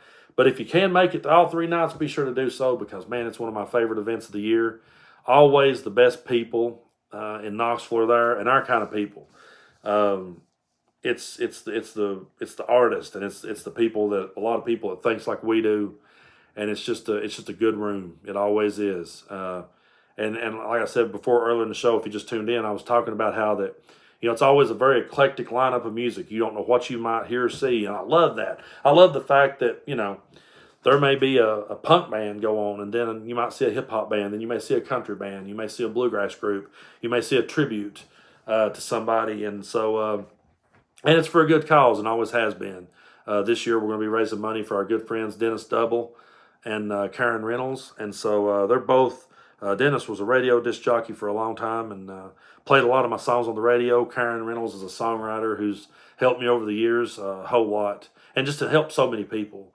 They're both such giving people and so helpful that, it was, they're going through some tough times right now. So it was perfect opportunity to give back to Dennis and to Karen because they're two of the best. And I've got a funny Dennis Double story. I know you guys don't know him, but it's a great story. Well, some of you may. I'm sure some of you do. But anyway, I've known him for a long time. And all right, we just had a new Patreon member join me on Patreon, Jay. I really appreciate that. But yeah, I was just sitting at home one night, didn't have nowhere to go. And Dennis sent me a message, and he's like, hey, man. He's like, do you like Clint Black, the country singer? I said, yeah, I love Clint Black. I've always liked his music. And he said, would you want to see him in concert? I was like, well, yeah, I've never seen him before. He said, well, he said, me and my wife had tickets. He said, she don't feel like going. He's like, so I just wondered if, you'd ride with me. He said, if you'll ride with me to the show and just, buy me dinner, he said, I'll give you the ticket. Also, thanks to Francis on Venmo. I really appreciate you so much. He said, if you'll just if you'll just ride with me to the show and buy me dinner, I'll give you the ticket. All right, well, that's a cool trade. So I met up with him, and we went over to Greenville, Tennessee, to the Niswonger Theater, and we saw Clint Black. And it was really cool. There was no opening act. It was just an evening with Clint Black. And so he came out there, and he had the original band with him that played with him on the Killin' Time record. I didn't know this about him at the time. I didn't realize that he was one of those guys that really took up for his band and made sure that, his traveling band that played with him on the road, he made sure they backed him up on all of his albums. And so that was really cool. There's a baritone guitar part that kicks off the song Killin' Time.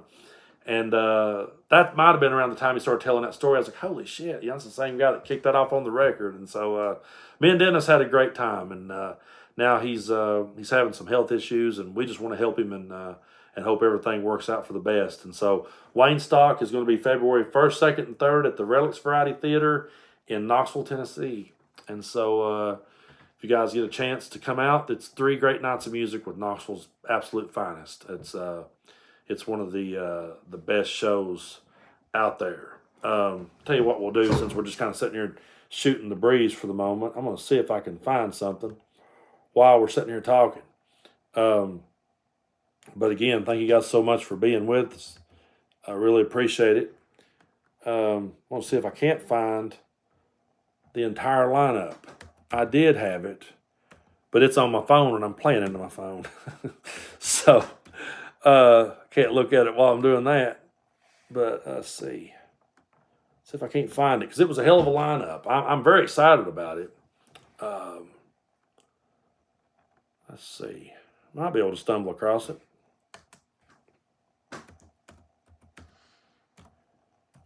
Maybe not. All right, let's see if this is it.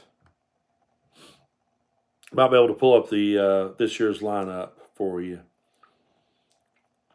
They announced it just a couple of days ago on the 6 o'clock Swerve, which Wayne hosts, is in. Here it is. Let's see if I can find. This is perfect. Yes, here we go. So, Wayne Stock 12. It's $10 at the door, Thursday, Friday, and Saturday. That's $10 each night. All proceeds are going to go to benefit Karen Reynolds and Dennis Double. And Thursday, February 1st, it will start at 7 p.m. Thank you so much to Leslie for the tip. I really appreciate that. Thursday, February 1st, it's going to start at 7 p.m. with a songwriter showcase. Zach Miles, Heidi Gilson, and Haley LaBelle. Those are all 3 great songwriters, and I'm sure what they'll do is they'll set up their kind of songwriter in the round style, and they'll probably trade off songs and stories behind them. So be sure to check that out. 8 p.m. we have Serena. 9 p.m. we have Mal Nombre. And 10 p.m. closing it out is our good friends in Southern Cities. So that is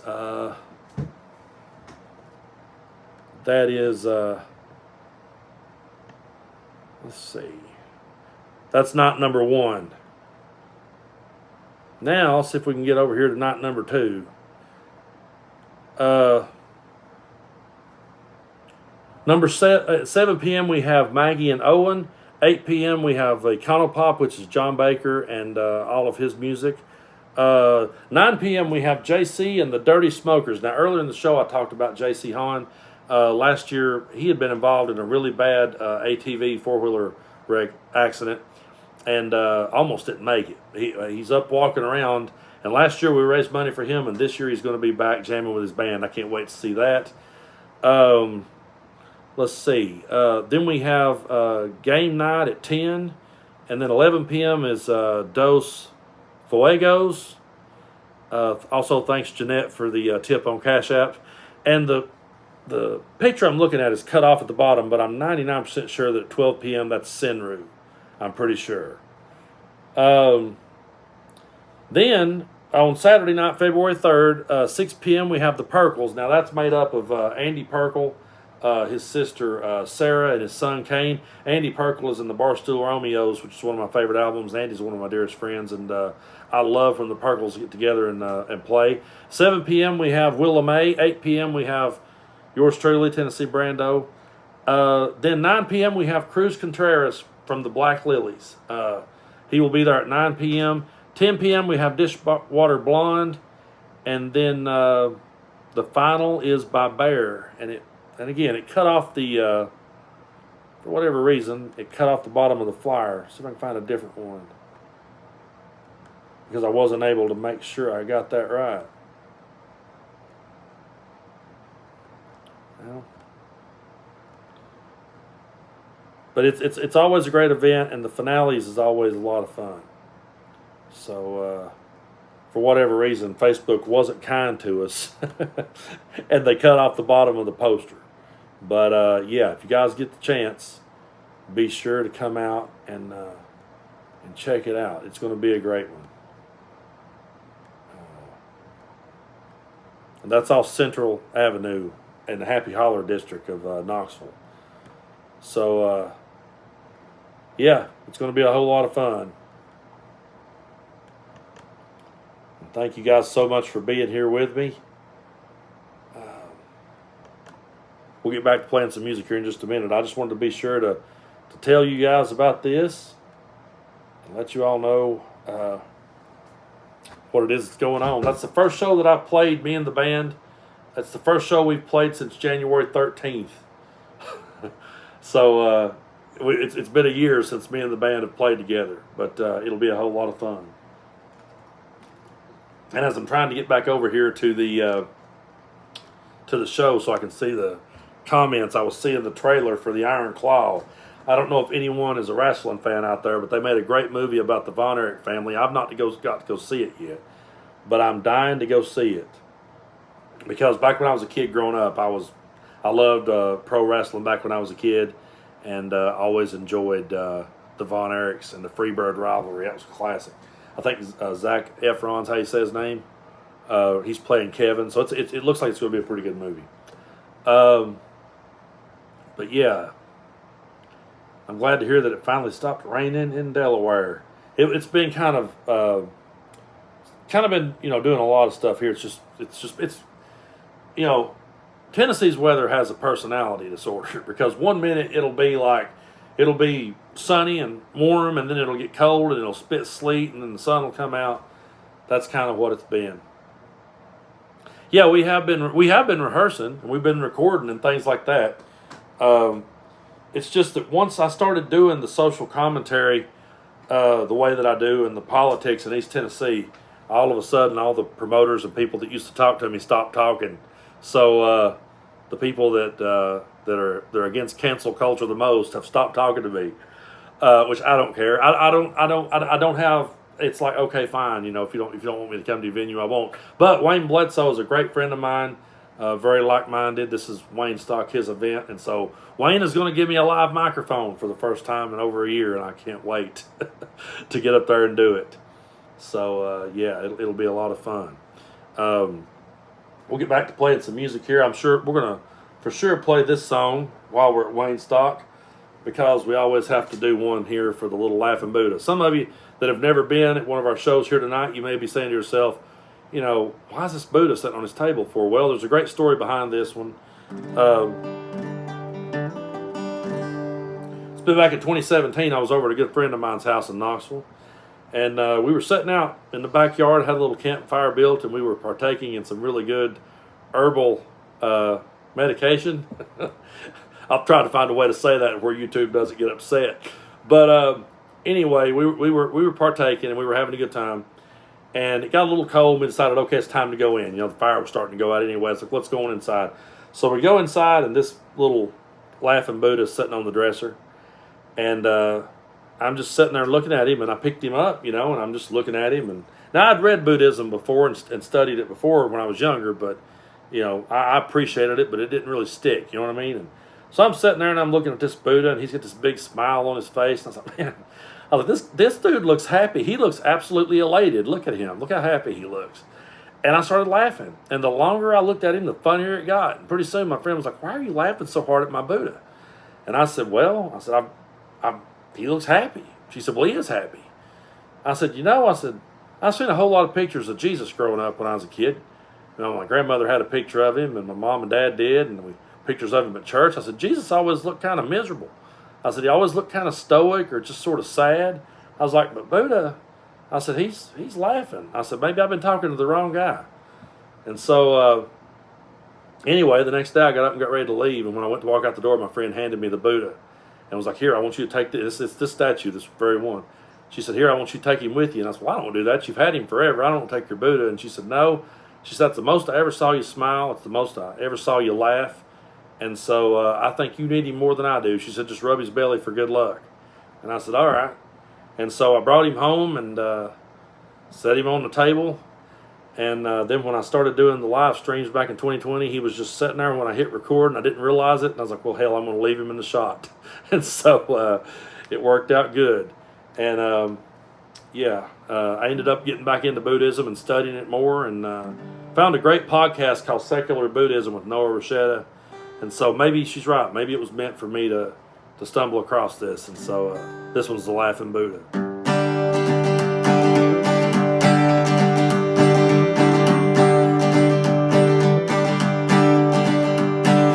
Buddha sat on her dresser with a Jimmy Carter smile. She said, rub his belly for good luck. You're gonna need it for a while. Come to think, when I've seen Buddha, he's got a glassy-eyed grin. Unlike the guy from my raisin, he was always dying for sin. Jesus sat on the mantle. He had such a stoic face. He looked miserable above the altar and strung out at Grandma's place. And even knocking on my door, he had a sad look in his eye. Kinda got me thinking maybe I've been talking to the wrong guy. Well, I've done unto others, they nearly done me in. I turned the other cheek, they tried to cave it in. And I laid down my life for people who would not go a mile for me. So Jesus, if you're listening, I hope somehow you see. I can't carry the cross no longer, I can't live with nail-scarred hands. And I can't die for people who won't try to understand. And it is not my place to carry guilt and shame. I gotta be the Laughing Buddha before I go insane. I'm no preacher, I'm no teacher, I don't have the answers yet. I'm not a savior, I'm no healer, I'm just a poet with a pen. And I ain't gonna let them string me up just to serve as their own fate. So when they ask you how they lost control, you can tell them that I'm awake. And I've done unto others, they nearly done me in.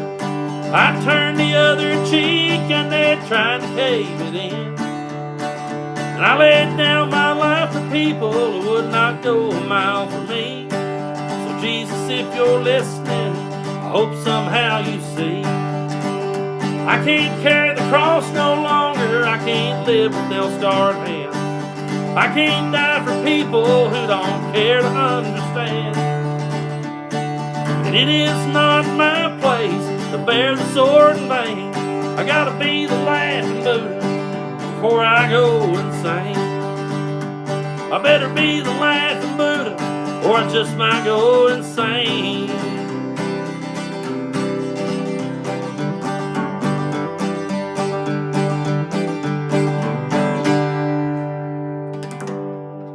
Alright, thank y'all so much. I really appreciate you guys so much for being here. I'm going to play y'all a couple more. We'll go a little bit longer here tonight. But thank you guys so much for taking time out of your day or night on a Saturday night to join in on the first show of 2024. Hope everyone's had a good one, man. I hope you guys have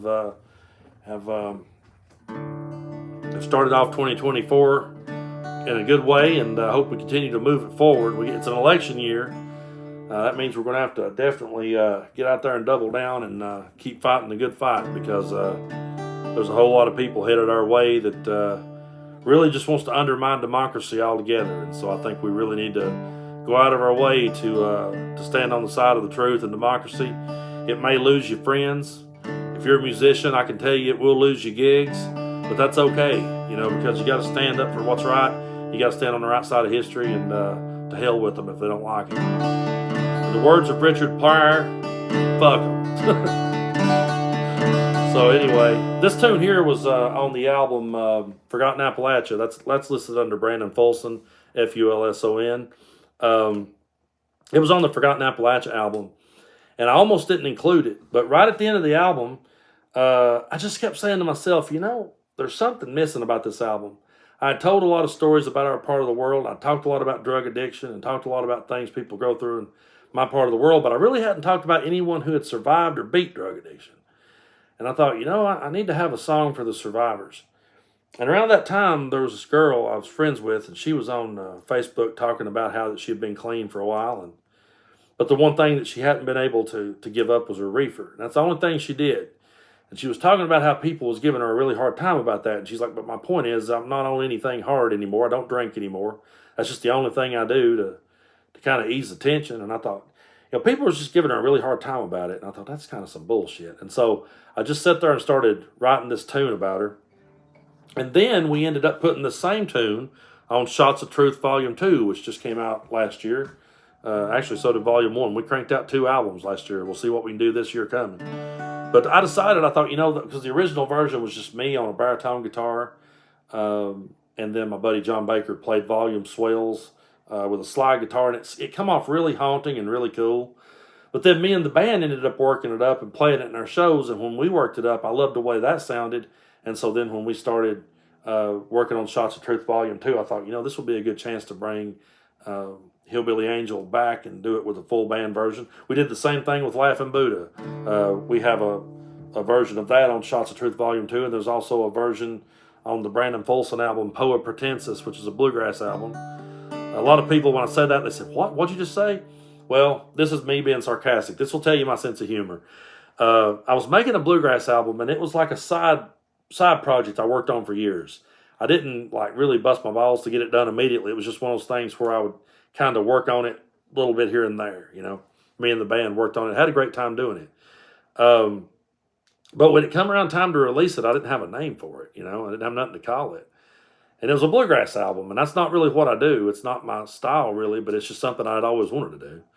And so I'm like, what can I call this thing, And I just happened to be listening to this podcast. I don't remember the name of it, but it was one of those podcasts that only lasted about 5 or 7 minutes, And I would listen to them on my breaks at work just because it would just kind of kill the time. And so I'm listening to this episode where it's talking about, it said Kentucky bluegrass. Well, when I saw that, I thought the episode was going to tell where the brand of music Kentucky bluegrass came from. But instead, it was talking about the grass that grows in Kentucky that looks like it's got a blue tint from a distance, And they said that actually started over in Europe somewhere. It's where it originally came from. It didn't grow here naturally. They brought it from over there and planted it in Kentucky in different places.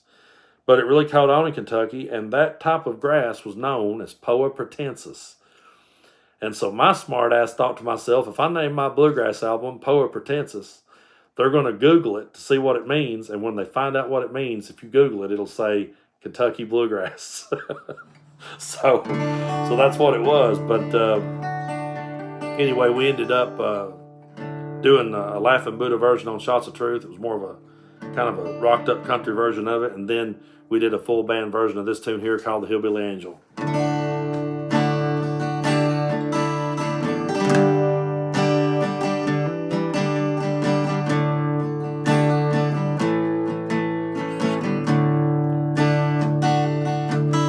Been 18 months since you kicked that demon. 6 a.m. and the baby's screaming. The cold trucks woke up Maggie again. She still likes her reefer in the morning. Gets tired of hearing her shrink a warning. How she's one toke away from a gateway back to sin. Works part-time down at Conley's Drive-In.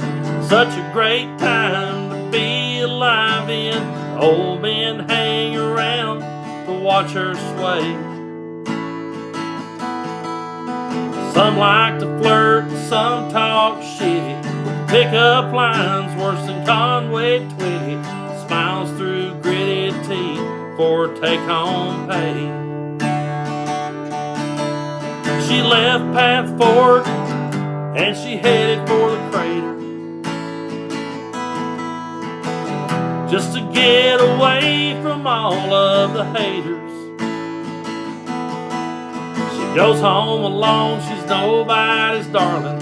When she smiles, she looks just like Harlan. Who'd have thought she'd ever live to tell? She's a hillbilly angel on a mountain that's blown to hell.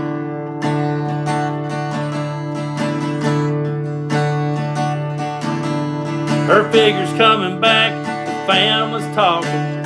Some try to say she's out street walking, but she's out on the porch taking selfies on Instagram.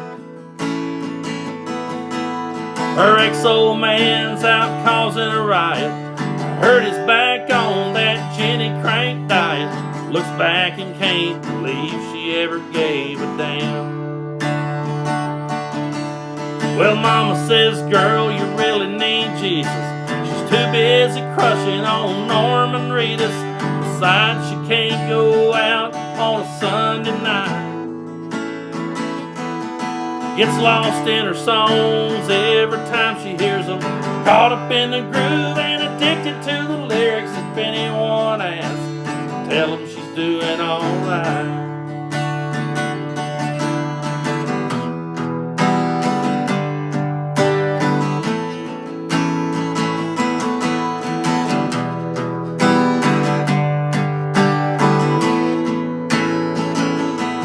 Yeah, she goes home alone, ain't nobody's darling. When she talks, she sounds just like Harlan. Who'd have thought she'd ever live to tell? She's a hillbilly angel on a mountain that's blown to hell. Just a hillbilly angel on a mountain that's gone to hell.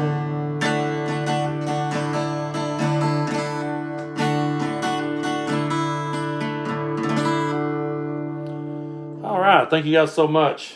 And yeah, I have recorded that tune professionally. It was done at the Arbor Studio in Knoxville. It's one of the best studios in Knoxville, by the way. And we've made quite a few records there.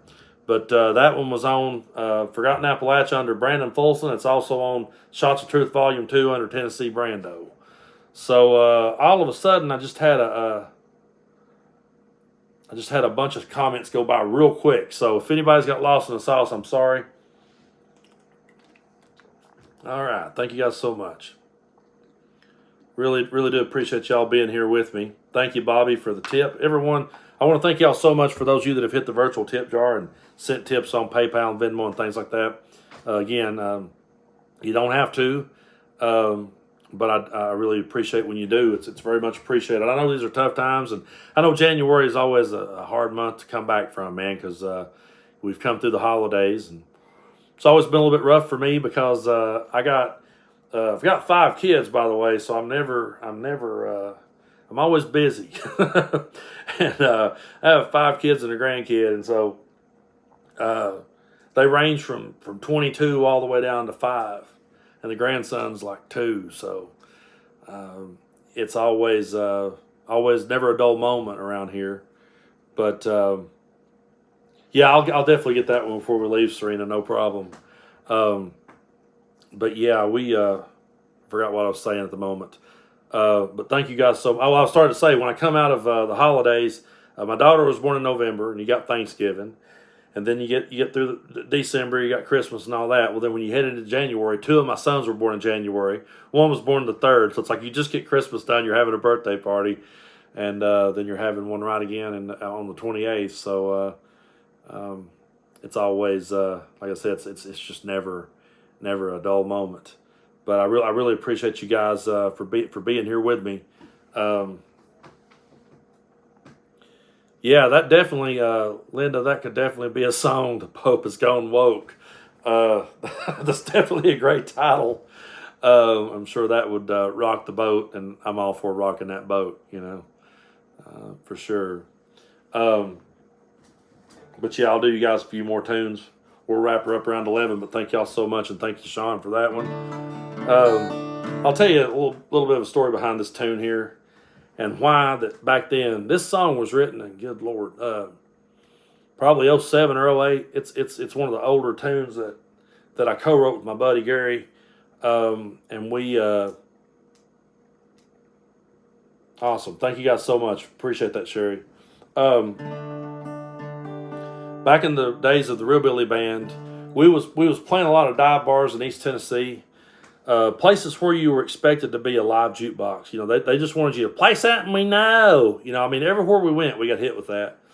I was trying to write songs and trying to play them in that kind of crowd, and every time I did, it was just play something we know, play something we can dance to, play us something good.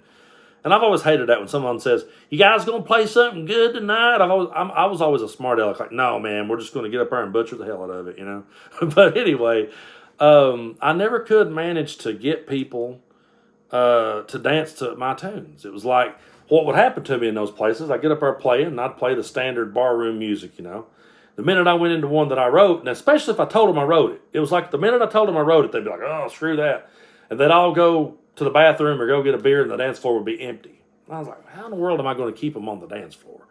So one of the guys that owned one of the bars in Jellicoe, Finn Perkins, he told me, he's like, "You know what you should do?" He said, "You should start just kind of sliding he said, "Don't tell them you wrote it." He said, "Because every time you tell them that you wrote it, they don't take it serious. They just run from it."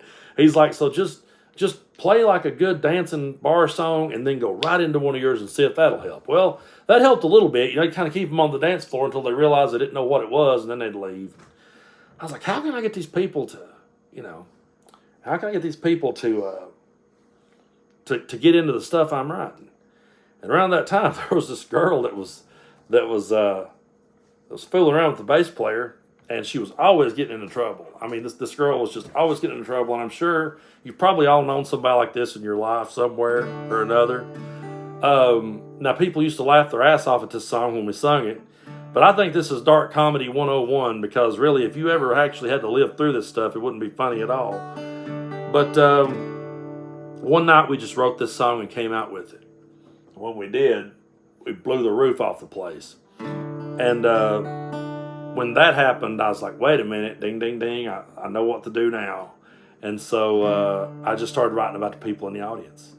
Any conversation that I would have on a bar stool with somebody, I would end up writing a song about it. And then I would come back the next week and I'd say, "Hey, last week I was sitting back there at the bar with old Ron, and we were talking about this, so I wrote a song about it. Ron, here it goes." Or I'd be like, or if a bouncer had to bounce somebody out, I'd be like, "Hey, you guys remember last week when that drunk got bounced out? Well, I wrote a tune about it. Here it goes." And I just started writing songs about the people that I was surrounded by, and they couldn't wait to hear who I would write one about next. And before long, we was playing a good chunk of our own music in places where other bands was playing covers. And so I remember too, when I started doing that, people said, "You'll never win people over in there. You'll never get them to like original music in those places." And I was like, "I'll do it or die trying." And so I remember I played the Mustang Lounge in Tazewell from like 2008 to 12, and then I went to Knoxville and played for a while. I came back to the Mustang in 2014, and when I did, the crowd hollered for my songs all night long, because they hadn't heard them. While I had been gone, the cover bands wouldn't learn them. So, which I have had a couple people cover my tunes, and it's cool when they do. But thank y'all so much. Thanks for that one. Appreciate it. But yeah, this tune here is the one that kind of turned the tide when I was in those kind of places and helped me to start winning them over. And this one got requested more than any of them. It's called $3 Wine. We'll send it out to Serena. Not that it's about her. I always have to be careful, because I'm going to dedicate this song to you, and then it's like, oh, this isn't too pleasant. But anyway, it's all tongue-in-cheek, folks. Don't take it seriously.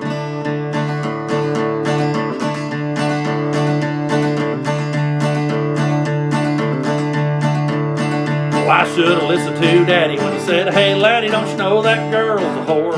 She done rolled around with every man in town. You better kick her ass out the door. Got the looks to kill and she loves them pills. You're about to get yourself in a bind.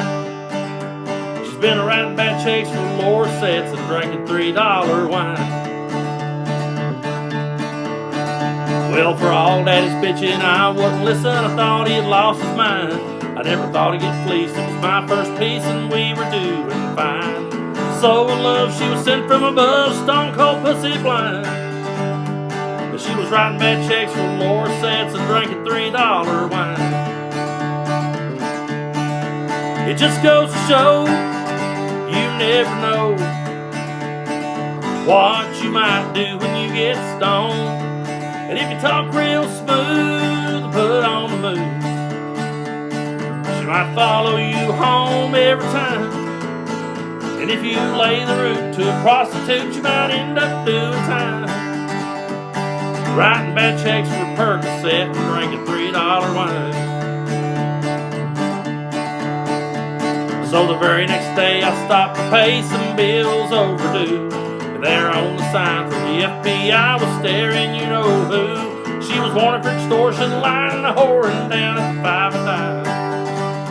And she was writing bad checks for Darbyset and drinking $3 wine. Well, the jig was up and I had enough, so I flew back to the house. And there on the floor when I opened the door was that girl's old white blouse. I got the scoop, she had flew the coop and sold everything she could find. She was writing bad checks for Xanax and drinking $3 wine. Well, it goes to show, you never know what you might do when you get stoned. And if you talk real smooth and put on the moves, well, she might follow you home every time. And if you lay the root to a prostitute, you might end up doing time. Writing bad checks for Percocet and drinking $3 wine. She was writing bad checks for lower sets and drinking $3 wine.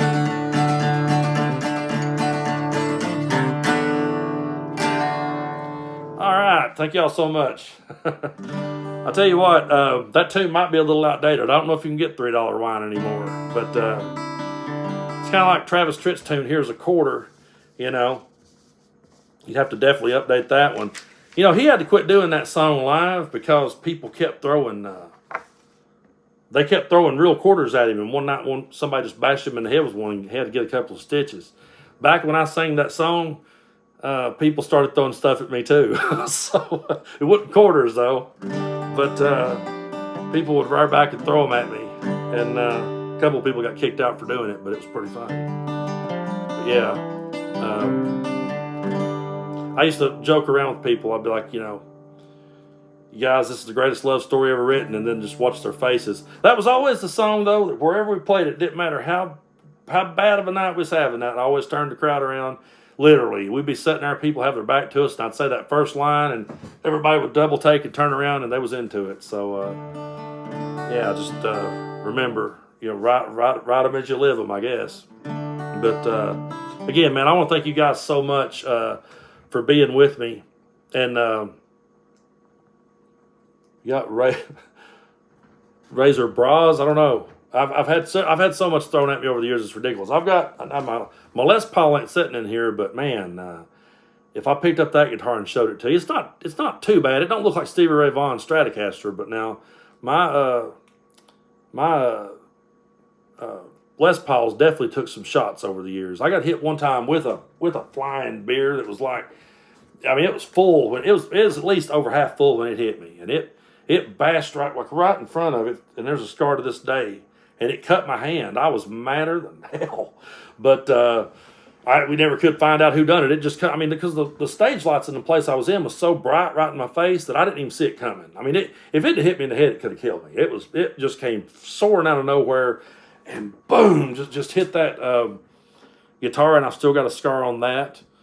And one night I jumped up in the air during Freebird. Yeah, I actually played Freebird. Don't ask why. Well, I'll tell you why. Because I was young. I didn't know no better. And so, like, when I was 19 years old, I played in the bar for the very first time, and I didn't know no better. Like, I went in there, me and my band, we played all kinds of Skinner and Allman Brothers tunes back then. We was young and excited to be playing, and we snuck in. What it was, some of the other band members was a little bit older than us, so they just got us in. Like, we're in the band and just walk in and don't say nothing. Some places caught on and wouldn't serve us alcohol, and some places didn't. But one night, this guy kept going, free bird, and I didn't realize it was a joke. I didn't realize that had become just a joke that people yelled. I thought he was serious. And so I was like, yeah, sure. And I played it and got wrapped up playing that solo, and I tried to imitate Alan Collins and jump up in the air, and my headstock caught a light that was above me and took a big chip out of the headstock. I got mad one night and threw my guitar and broke a tuning key off of it, and it had to be repaired and worked on. And one night I was just standing there talking to the audience like this, and I didn't have no strap locks on, and I'm talking like this, and the guitar the strap broke and just hit the ground, and a lot of the trim fell off. So that guitar went through hell, but I took it to my good buddy Steve Novelli in Knoxville. If you're in the Knoxville area and you need a guitar worked on, Steve Novelli is your dude. He can bring a Les Paul that's been beat up by beer bottles and drunks, and he can bring it back to life. And so he brought that guitar back to life for me, and we made it. Thank you, Michael, for the tip on PayPal. I really appreciate you guys. And Michael, I think it was you sent me a message earlier asking about. I used to have two stores. One was on Threadless and one was here on Teespring, which is connected to the YouTube page. We ended up getting rid of a lot of the old designs and updating it and bringing in more of the new designs. And so if there's any of the old designs you guys like, we could be glad to add them back so that you can get them, because we just kind of was giving it one day. We were just kind of updating things, and we got rid of some that wouldn't necessarily selling as well. But if there's one you guys want, if you're familiar with them, let me know, and we'll throw them back up there, because we still have them. We'll just throw them back up there so you can get them again. But I want to thank you guys so much for being with me here. This is the first show of 2024, January 6th. A hell of a day to do it, but I figured, let's get one in, and I'm going to start trying to do these twice a month. Don't quote me just yet. I don't know if we'll do one on the 20th or the 27th, but we'll do another one before the month's over. And again, thank you guys so much for supporting what I do. 2023 was a great year here on YouTube. The YouTube channel really took off. I was telling some people earlier, if you just tuned in, I was telling the story earlier. Back when 2023 first started, I was hovering around like 28,000, 2,800. I was like, I had a little over 2,000 subscribers. It started kind of growing and started catching on. And then in July, it just took off like wildfire, and we hit 40,000 subscribers yesterday. And so, man, I really appreciate you guys so much. We made it to 40,000. Thank you to Jamie Gonzalez for that one. I really appreciate you. But yeah, we made it to 40,000, and we're at 40,000.7 at the moment. I mean, we just hit it yesterday. We just hit 40,000 yesterday, and we've already gained 700 more just since then. So that's great, and I really appreciate you guys so much. If you've not checked out the memberships, be sure to check it out, try it out. If you like it, keep it. If you don't, I understand. Times are hard. I'm not on here trying to. I have some of the trolls from time to time. They'll say I'm grifting, and my argument is I'm not a billionaire asking you for anything. So I'm not a billionaire asking you for help with my legal expenses. I'm just saying, hey, if you want to check this out, go do it. And I understand if you can't. I want you to keep listening one way or the other. And there's other ways. If you can't contribute, that's no problem. I don't expect you to. There's other ways you can, though. You can always hit the like button, hit the little notification bell so that you'll know when I'm going to be doing my things, and also share them, because tonight we hit a milestone. First show of 2024, we made it over 500 viewers at one time. I think we got to 535. And so, and we're closing in on 900 likes. We're about there. I know it'll happen once we go off the air, because then I share it and more people likes it. But I don't know what our record was on likes before. But if you've not hit it, we're closing in on that one too. We're 7 away.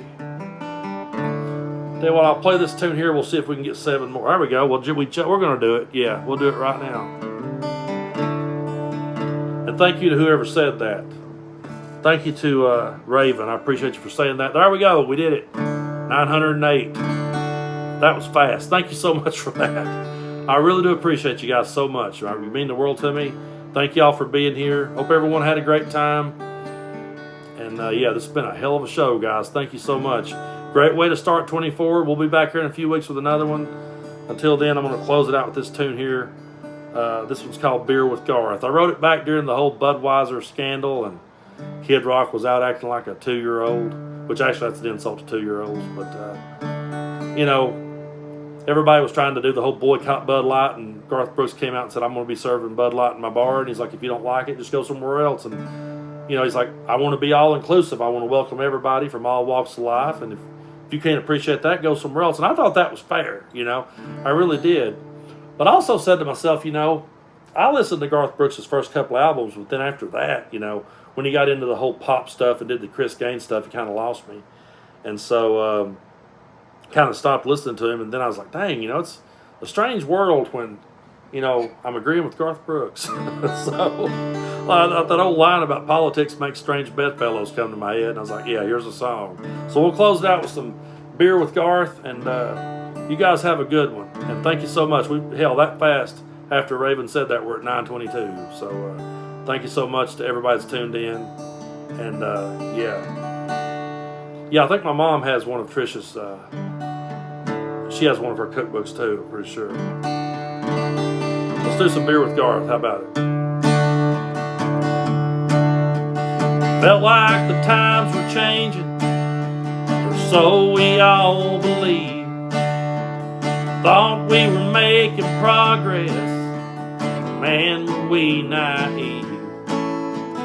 Some folks need a hero, and that hero found his crowd and gave them all the balls to say quiet parts out loud. Then rage became the fashion, disrespect became the trend, and assholes want to make hate great again. Politics make for strange bedfellows, and now here we are, tuning out the trits, having a beer with Garth. We get told we hate the country, we don't back their guy. We point out the obvious, they hit their gaslight. They tell us we hate Jesus while they sit and wish us death. Well, I've read the books and they don't look a thing like the words in red. And now rage became the fashion, disrespect became the trend. It's time that we make those racists afraid again. Politics make for strange bedfellows, and now here we are, tuning out the kid, having a beer with Garth. Yeah, we're tuning out all the bullshit, having a beer with Garth. All right, thank you so much, and thank you to Becky for that one at the end. I really appreciate it. And I saw a comment roll by. I got to say something about it because it cracked me up. If you saw me smiling a few songs ago, somebody said D and G is Brando's favorite keys. You caught me, man. You called me out. The other day when we were putting together the set list, I was like, this one here, it's in G. This one here is in G. Oh, this one here is in D. But I do have one in A minor and E minor. So if you come out to the Wayne Stock at the Relics Variety Theater on February 3rd, you'll hear me get way out there. And thank you so much to Tupelo for that. I really appreciate you. Yeah, if you come out to the Relics, you'll see Brando jam out in E minor and A minor. I'll get wild for you. I'll step outside my comfort zone. But again, thank you guys so much, man. I really appreciate you for being here. Thanks, Renee, for the tip on PayPal. Man, you guys are the greatest in the world. And we'll be back here in a few weeks with another one. So you guys take care. And we'll keep fighting the good fight. And we'll see y'all down the road. Good night.